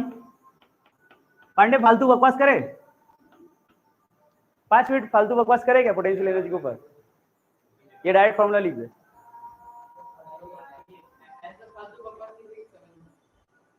फालतू बकवास जरूरी होता है भाई। देख अभी स्पीयर पर आने से पहले जो फालतू बकवास तो किया वो जरूरी था, ताकि तुम्हें याद हो जाए। वरना मैं बिना वो बकवास के डायरेक्ट चार्ट लिखा था ना, तुम लोग पलटते रहते कॉपी। क्या था? कहानी जरूरी होता है। देख इधर मैं क्या बोल रहा था, पोटेंशियल एनर्जी। अच्छा वरना एक बात बता, ये देख टॉपिक देख ले, हॉलो कंडक्टिंग, सॉलिड कंडक्टिंग और हॉलो नॉन कंडक्टिंग। मतलब क्या चार्जेस यूनिफॉर्मली डिस्ट्रीब्यूट हो जाएंगे? अच्छा तो हाँ, स्टील वाला बॉल, तो मैंने ऐसे करके यहाँ पे एक स्टील वाला बॉल लिया और यहाँ पे प्लस। एक्चुअली इतना देर ना इसी के ऊपर कहानी बोल दिया दुबे, जानता है। अब अगर थोड़ा सा पोटेंशियल एनर्जी को फील करेगा ना, तो तेरे को पीछे जाना पड़ेगा कि अरे नहीं वो बकवास इंपॉर्टेंट था। मतलब मैं उसका नाम देता हूँ फालतू बकवास, लेकिन वो बकवास इंपॉर्टेंट था यार। अब तुम लोग समझो वो इंपॉर्टेंट है या नहीं, मैं तो बोलूंगा ही। हम लोग एक स्टील बॉल ले लेते हैं और उसके बाद प्लस प्लस प्लस प्लस करके एक बॉटल में चार्ज ले आके डाल दिए। अभी कहानी कहां से शुरू होता है, अगर हम लोग ये चार्ज लाए हैं तो कहीं से तो खोले होंगे। हाँ, तुम्हारे पास चार्ज आया ना, तो एनर्जी कंजर्वेशन तो कांस्टेंट है ना। अगर तुम कहीं से चार्ज ले आ रहे हो तो कहीं से तो खोले होंगे। सोच कि यहां पे एक ऐसा, एक्चुअली कहानी तो किस तरह से हम लोग रिवील करते हैं, प्लीज बात नहीं, कहानी किस तरह से रिवील करते हैं। पहले यहां पे भी अनचार्ज स्फीयर था और यहां पे भी एक अनचार्ज स्फीयर था, ठीक। यहां से एक करके टुक टुक करके चार्ज खोल के ला रहे हैं और इसको भर रहे हैं। अरे कहानी सुन यार, कहानी बहुत सॉलिड है, कहानी ऊपर फील आ जाएगा। यहां से एक तो टुक टुक करके चार्ज कर, अगर यहाँ पे प्लस प्लस चार्ज भर रहे हो तो यहाँ पे क्या हो जाएगा, शाबाश शाबाश। लेकिन हम लोग ऐसा मानते हैं, कैसा मानते हैं, शाबाश, हम लोग ऐसा मानते हैं कि ये चार्ज बहुत दूर बहुत दूर बहुत दूर पाकिस्तान नहीं, ये मान लो इधर ही कहीं अपना इंडिया के अंदर भी कहीं दूसरा स्टेट पे रखा हुआ है, ठीक है। अरे पाकिस्तान थोड़ा ज्यादा हो जाए, खैर ये बहुत दूर रखा हुआ है। अब इतना दूर पे अगर एक चार्ज पार्टिकल, माने एक छोटा सा D Q D Q D Q D Q D Q D Q फेंक के मार रहे हैं तो एक दिन क्यू बना, ठीक है। अब ये डीक्यू कहीं से तो खोला, अब ये डीक्यू चार्ज को, अब सारा चार्ज को एक एक करके ला रहे हैं। अच्छा एक बात बता, हम लोग ये डीक्यू चार्ज को यहां से इसको लेके कौन जा रहा है, मैं, हम ही जा रहे ना, वो थोड़ी गया है। तो मैं ये डीक्यू चार्ज को खोल के उसके पास ले गया, कहानी सुनना, मैं डीक्यू चार्ज को लेके उसके पास गया, क्या मैंने वर्क किया, और वही वर्क क्या पोटेंशियल एनर्जी बन के उसी में स्टोर हो गया होगा, है ना। ये डीक्यू को मैं यहां से वहां ले जाता हूं तो मैं वर्क करता हूं ना, पक्का तो। अच्छा, तो ये बहुत सारा डीक्यू डीक्यू डीक्यू डीक्यू किया और अचानक देखा मैंने यहाँ पे ऐसा एक कैपिटल आर नहीं स्मॉल आर ले ले, जैसे मैंने डीक्यू डीक्यू डीक्यू डीक्यू करके लेके गया, कुछ देर बाद मुझे मन हुआ, मैंने शुरू से बहुत सारा डीक्यू फेंक दिया, 50-60 को डीक्यू फेंकने के बाद मेरे को यह एहसास हुआ कि अरे एक डीक्यू फेंकता हूं तो वर्क कितना होता है ये पता करना है मेरे को, ऐसे मेरे को मन हुआ, बात समझ में आ रहा है। तो एक चार्ज को यहां से वहां ले जाएंगे तो कितना वर्क किए, रुक जा, तुम लोगों को याद होगा इस जगह पे सरफेस, अच्छा ये चार्जेस कहां फेंक रहे हैं, इनसाइड द कंडक्टर या सरफेस बाउंड्री, तो सरफेस बाउंड्री पे पोटेंशियल कितना होता है तुम्हें आता है, अरे हेडिंग देख, पोटेंशियल बोल, नहीं रे, के क्यू बाई आर, सिंपल के क्यू बाई आर ना, सरफेस बाउंड्री पे। तो इस सरफेस बाउंड्री पे कितना होगा पोटेंशियल, के क्यू बाई आर, आर देखना बढ़िया से, आर इंपॉर्टेंट है, बात समझ में आ रहा है क्या, ये पोटेंशियल है। अब मैं बोलूं कि एक डीक्यू फेंका इस पोटेंशियल के ऊपर, तो पोटेंशियल एनर्जी का फॉर्मूला क्या होगा, K Q but plus D Q, K Q D Q by R, है ना। ये कौन सा फॉर्मूला से लिखा बोल तो सुने जरा, बहुत सारा फॉर्मूला से लिख सकते हैं सर, बोलो।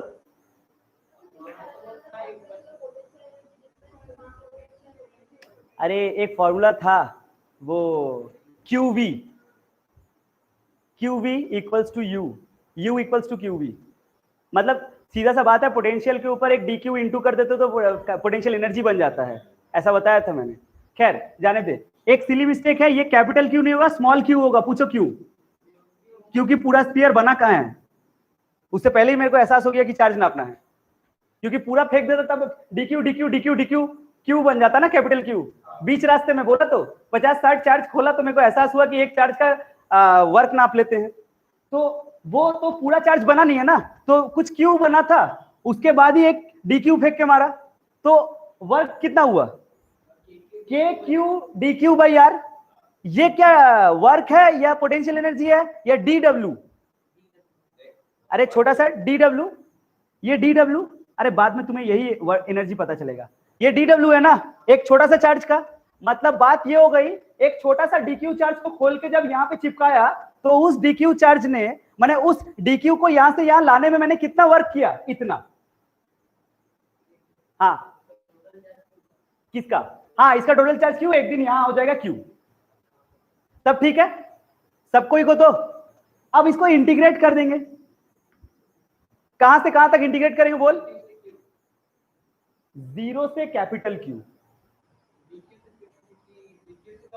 अबे पर मेरे को मन हुआ 50-60 चार्ज बाद, उससे 50-60 चार्ज जो फेंका उसका भी तो कार्य जोड़ना है ना, वो भी तो वर्क किया है। अब मेरे को एहसास हुआ बोल के हम बीच से ले लेंगे क्या, डी क्यू से क्यू तक, तो बाकी 50-60 चार्ज जो फेंका था उसका तो बेकार हो जाएगा एनर्जी। मेरे को तो शुरू से जोड़ना है। बात समझ में आ रहा है? 0 से लेके कैपिटल क्यू तक एक चार्ज फेंके थे, सबका हिसाब चाहिए, तो क्या वो टोटल वर्क डन आएगा और वही क्या टोटल एनर्जी बन के स्टोर हो जाएगा। तो इंटीग्रेशन तुम्हारा 0 से लेके कैपिटल क्यू तक, तो W इक्वल्स टू कितना निकला बोलो? अगर ध्यान से देखेगा तो K बाई आर अपना कांस्टेंट है, Q डी क्यू का इंटीग्रेशन, तो ये अपना आएगा K Q square by 2R। क्या बोलते हो? यही अपना पोटेंशियल एनर्जी है क्या? फॉर्मूला याद रखना, K क्यू स्क्वायर बाई, अरे मैं शॉर्ट में किया इंटीग्रेशन। तो कौन सा? हाँ छोटा क्यू है तो, अरे भाई ये 0 से कैपिटल क्यू इंटीग्रेट माना मैंने। जब पूरा चार्ज आ जाएंगे तो इंटीग्रेट। अरे सबको समझ में आ रहा है क्या? कैसे लाया कहानी? तो पहले एक अनचार्ज स्फीयर था, एक बार सुनना फिर से कहानी।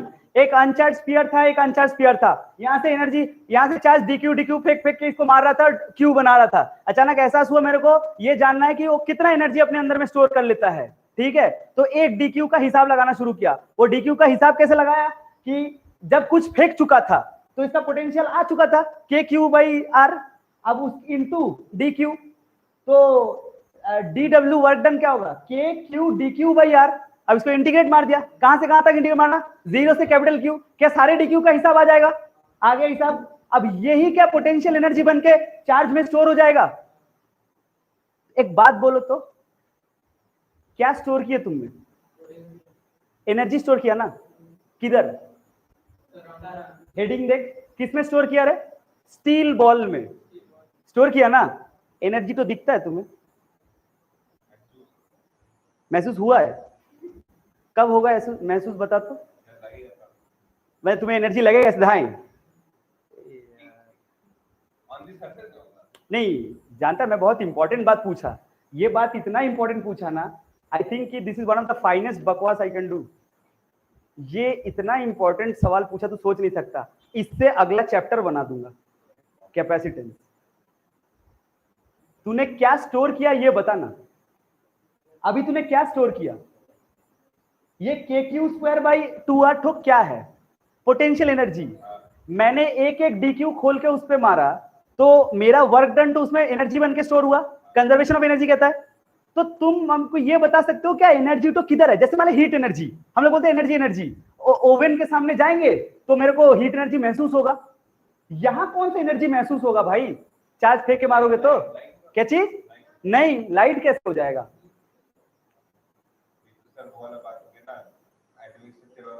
नहीं, फील तो करना पड़ेगा वरना अगला चैप्टर का कहानी नहीं आएगा, और कहानी नहीं आएगा तो मजा नहीं आएगा फिजिक्स में।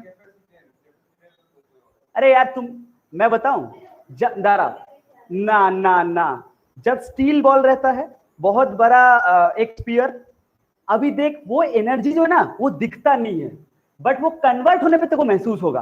तू एक चार्ज स्फीयर ले ले और उसके बगल में ना वो पॉजिटिवली चार्ज होगा, उसके बगल में एक छोटा सा चार्ज पार्टिकल रख दे, क्या वो भागने लगेगा? रिपेल करने से जो भी हो, क्या वो भागने लगेगा? क्योंकि प्लस प्लस बोले तो तुम उसको अपने वाला स्टील बॉल को फिक्स रखो और एक प्लस चार्ज को उसके सामने छोड़ दो, देखो वो बह के दूर चला जाएगा। जाएगा कि नहीं जाएगा? क्यों जा रहा है? उसको एनर्जी कहां से मिला जाने का? यहां से। अब तुम बोलोगे सर ये कौन सा एनर्जी था? अबे इलेक्ट्रिक फील्ड। अब देखो इलेक्ट्रिक फील्ड तुम क्या समझते हो वो क्यों गया? रिपेल ईच अदर और due to the electric field क्या बाहर की ओर काम किया? एक्चुअली में क्या चीज है पता है? जब तुमने एक डीक्यू खोल के इसके अंदर में स्टोर किया ना, वो एनर्जी बन के स्टोर हुआ और इलेक्ट्रिक फील्ड बन के बह रहा है। वही है वो नदी तो जो इलेक्ट्रिक फील्ड बन के बह रहा है, उसमें कुछ भी रखो वर्क डन हो जाता है। हाँ यूनिफॉर्मली तो है, हम लोग नॉन यूनिफॉर्म डिस्ट्रीब्यूशन का कोई केस अपने सिलेबस में पढ़ते भी नहीं है, ये बात समझो। पहले अच्छा वाला वेव पढ़े थे ना, यहाँ पे अच्छा वाला स्फीयर पढ़ो, नॉन यूनिफॉर्म का कोई केस पढ़ते भी नहीं है। अरे समझ में आया क्या? वो एनर्जी जो है ना वो इलेक्ट्रिक फील्ड बन के बह रहा है। अब एक बात बता सकता है क्या, वो एनर्जी ठो कहां से कहां तक बह रहा है? अब अगर तुम्हारे सामने एकदम गर्मा गर्म ये लो स्टील बॉल, एनर्जी बह रहा है कहां से कहां तक? ये अपना स्टील बॉल एनर्जी किसके फॉर्मेट पे बह रहा है? Electric field. Electric field inside the conductor क्या होता है? मतलब बाहर में क्या इलेक्ट्रिक फील्ड है? अरे वो भी है, जो भी है क्या इलेक्ट्रिक फील्ड? यानी वो एनर्जी जब आप कुछ चार्जेस खोल के एक स्टील बॉल के ऊपर चार्ज रख देते हो तो वो इलेक्ट्रिक फील्ड लाइन सेटअप करता है और उसी फील्ड लाइंस के फॉर्म में एनर्जी बहता है कहां से कहां तक? Capital R to infinity region. Capital R to infinity region बहेगा नहीं, अंदर में तो इलेक्ट्रिक फील्ड जीरो है, जो भी बहेगा आर से इंफिनिटी बहेगा। This is the energy which you are trapping there. और यही एनर्जी को आप ट्रैप करते हैं कैपेसिटर में, जिसको आप लोग एनर्जी स्टोरेज यूनिट बोलते हैं, जो यूज किया जाता है मदरबोर्ड चिप्स वगैरह में, जो आपको एनर्जी देता है। बेसिकली अगर कैपेसिटर को फील करना है तो एक बाल्टी एनर्जी समझो जो कैपेसिटर के अंदर रखा हुआ है, और वो आया कैसे? ऐसे। अब तुम्हें समझ आया? कैपेसिटर तो अब पूरा मोरल ऑफ द स्टोरी सुन। पहले एक चार्ज लिया, वो दोनों चार्ज के बीच में तुमने फोर्स नापा, फिर फील्ड नापा, फिर उसका पोटेंशियल नापा। उसके बाद उस चार्ज का पोटेंशियल के हिसाब से उसका पूरा लैमिना नापा। अलग अलग कंडक्टर पे hollow, solid, conducting, non conducting, cylinder, line, हर जगह पे तुमने इलेक्ट्रिक फील्ड, पोटेंशियल और फोर्स नापना सीखा। और वो क्या नापा? इलेक्ट्रिक फील्ड ना। अब आज तुझे पता चल रहा है कि वो जो इलेक्ट्रिक फील्ड है वही एनर्जी तो है, जो कहां स्टोर हो जा रहा है? कैपेसिटर में। तो अगर कैपेसिटर को समझना है तो पहले फोर्स, फील्ड और पोटेंशियल समझना होगा, जो पढ़ाया गया इतना दिन से तुमको। अब चालू होगा यहां पे कैपेसिटर। समझ में आया? सबको समझ में आ रहा है? तो ये चैप्टर एंड कर रहा हूं। देख जितना मेरे को समझ आ, रुक जा, थोड़ा सा कुछ और भी पढ़ाना है। पोटेंशियल एनर्जी इन एसेंसी पढ़ाएंगे ना? लिखो heading, potential energy in solid non conducting sphere. वो बीच में थोड़ा सा स्टोरी में घुसा तो थोड़ा एक बार में बोल दिया कि ये स्टोरी, दिमाग में एक चीज याद रखना जो मैं पहले भी बोला था, सारा खेल एनर्जी का है। बोला था, वेव से बोल रहा हूं, सारा खेल एनर्जी का है। इंसान को एनर्जी मिलने से हुआ, किधर भी एनर्जी निकालो, उसको ट्रैप करो, बेचना चालू। हाँ किधर ट्रैप करो, उसे बेचना चालू। पहले अभी कैपेसिटर में एनर्जी भरेंगे और कैपेसिटर बना के बेचेंगे। इंसान को पैसे से मतलब है। खैर आए देख, लिख दे पोटेंशियल एनर्जी। तुम इंसान नहीं भगवान हो, लिखो पोटेंशियल एनर्जी। जल्दी लिखो ना।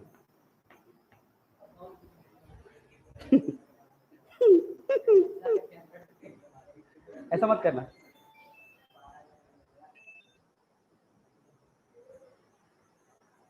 एक मिनट रुकना। हेलो, हाँ हाँ बोल। की अच्छा है, फ्रैंक और गोयल। अच्छा हाँ स्टार्ट करते हैं। इधर देख। अच्छा एसएनसी में पोटेंशियल देखना प्लीज, सब बोर्ड में देखो। सॉलिड नॉन कंडक्टिंग मतलब तो अंदर भी होगा ना चार्जेस, बढ़िया से देखना सब।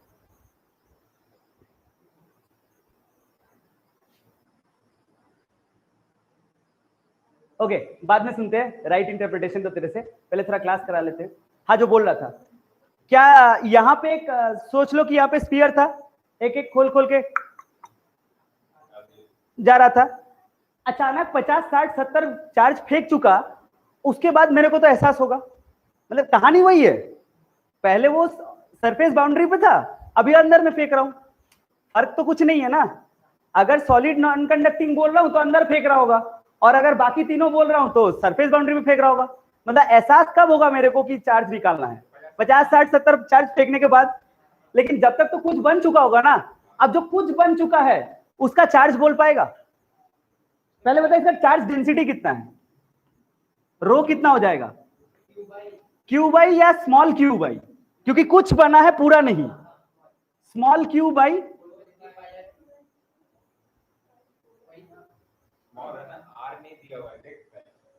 बोल। अच्छा ठीक है, एक काम कर, जो कि रो बोलना है तो हम लोग को पहले पूरा कैपिटल ले लेना पड़ेगा, पूरा बन गया। हाँ ठीक है ठीक है।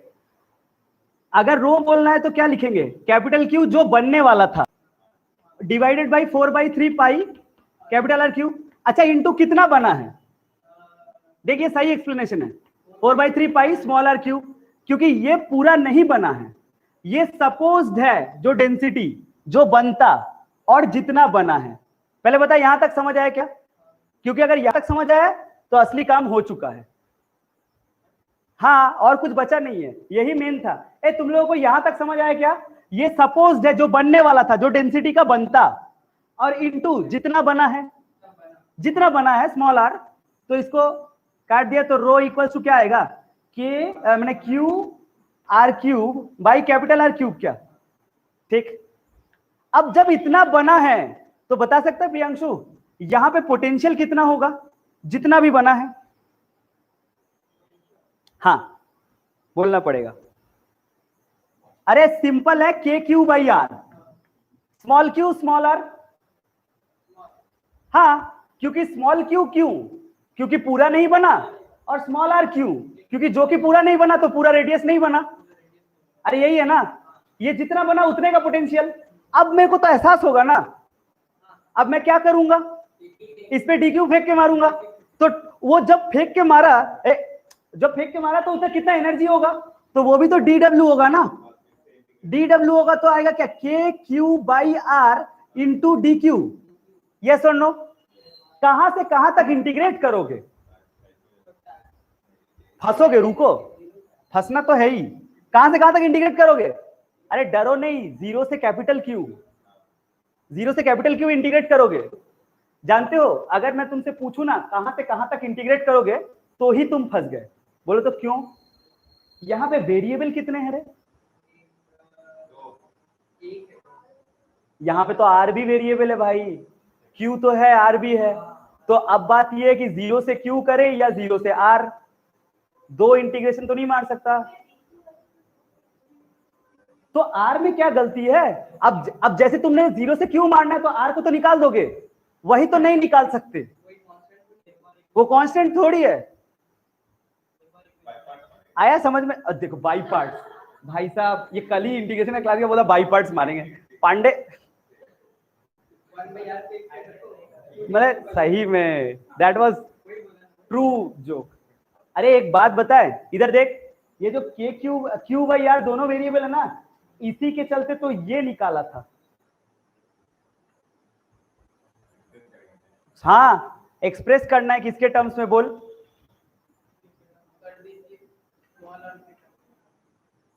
बोल।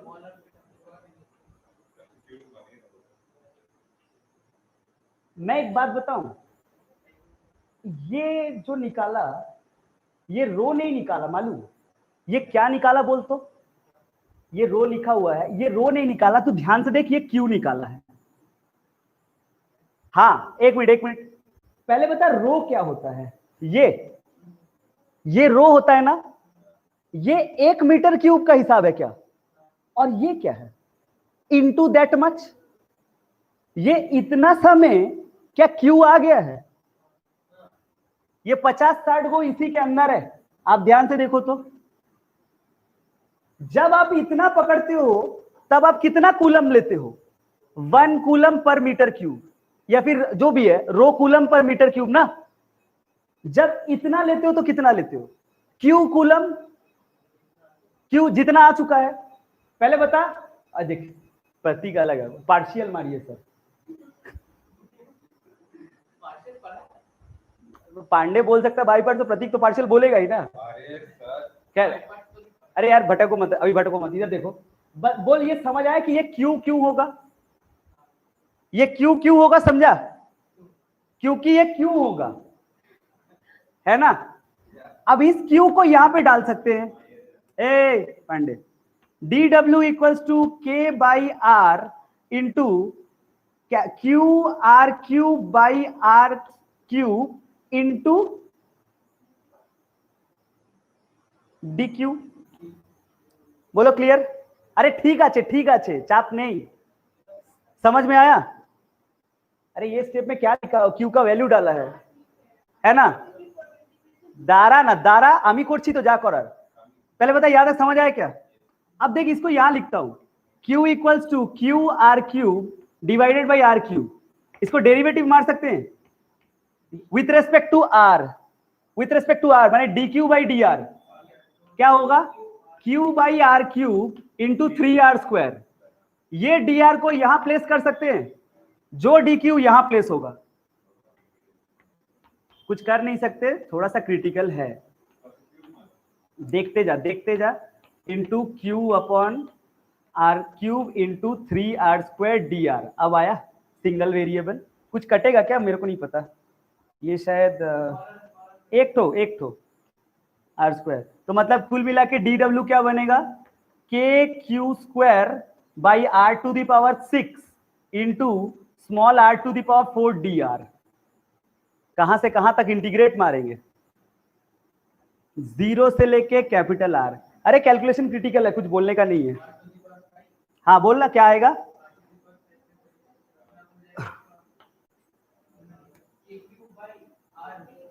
के Q square by R to the power 6 into, मैं डायरेक्ट लिखूं, तुम लोग समझ जाओगे, आर टू द पावर 5/5 ही होगा, क्योंकि माइनस तो 0 होगा।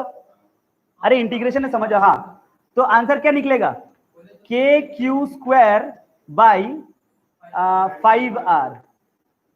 सही है क्या? अच्छा, एक 3 था, हाँ 3 था, 3 के क्यू स्क्वायर बाई 5r। यही है अपना वर्क डन या फिर पोटेंशियल एनर्जी, यू ऑफ एसेंसी। 3 के Q square by 5r potential energy, पूरा ही मैथमेटिक्स। अरे आया समझ में सबको? हाँ बिल्कुल।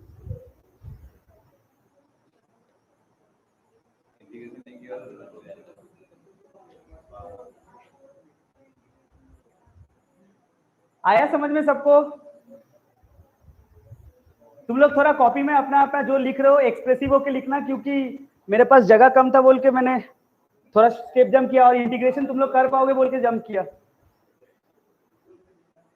आया समझ में? अच्छा, ये जो एनर्जी निकला, ये एनर्जी का रीजन कहां से कहां तक है रे? ये R टू इंफिनिटी नहीं है, सॉलिड नॉन कंडक्टिंग लोगे तो R टू इंफिनिटी रीजन नहीं है, 0 टू इंफिनिटी है ना, क्योंकि ये तो अंदर से बह रहा है, सेंटर से बह रहा है। अगर मैं तुमसे ये पूछूं कि बताओ सिर्फ स्फीयर के अंदर में कितना एनर्जी है, मैं पूछा क्या वो सुन, मैं बोला कि सिर्फ स्फीयर के अंदर में कितना एनर्जी है वो बता। हाँ, मैं बोला कि energy inside the sphere, energy inside the sphere. अरे यार बहुत आसान है, 3k Q by Q square है क्या, बाई 5r। ये तो वो एनर्जी है जो 0 टू इंफिनिटी है, और माइनस R टू इंफिनिटी के Q square by r 2r। ये तो बाहर वाला, अबे ये तो कांस्टेंट है, R टू इंफिनिटी रीजन तो कांस्टेंट है, K Q square by 2r, ये तो शुरू से रट रहे हैं। ये टोटल एनर्जी है 0 से इंफिनिटी, ये R टू इंफिनिटी, दोनों को माइनस करोगे तो 0 टू r, देखो कितना निकलता है। बेसिकली बात ये हो गई 3/5 माइनस 1/2 के क्यू स्क्वायर बाई r। कितना आएगा वैसे? 10, देख तो 6 - 5 1/10, तो मतलब के Q square by 10r। This is the energy inside the sphere. Capacitor में नॉर्मली इतना एनर्जी होता है। रुक जा, हालांकि इसको याद मत कर लेना, कैपेसिटर में अलग कहानी मस्त फील करवाएंगे, मजा आ जाएगा तेरे को। बोलो क्या चैप्टर समझ आया क्या? इलेक्ट्रोस्टैटिक्स 2 पूरा फील के साथ समझ आया क्या? इलेक्ट्रोस्टैटिक्स 1 खत्म। आज इलेक्ट्रोस्टैटिक्स 2 खत्म। Next day new chapter capacitance and capacitor. Ready हो के आना। खत्म। बाय।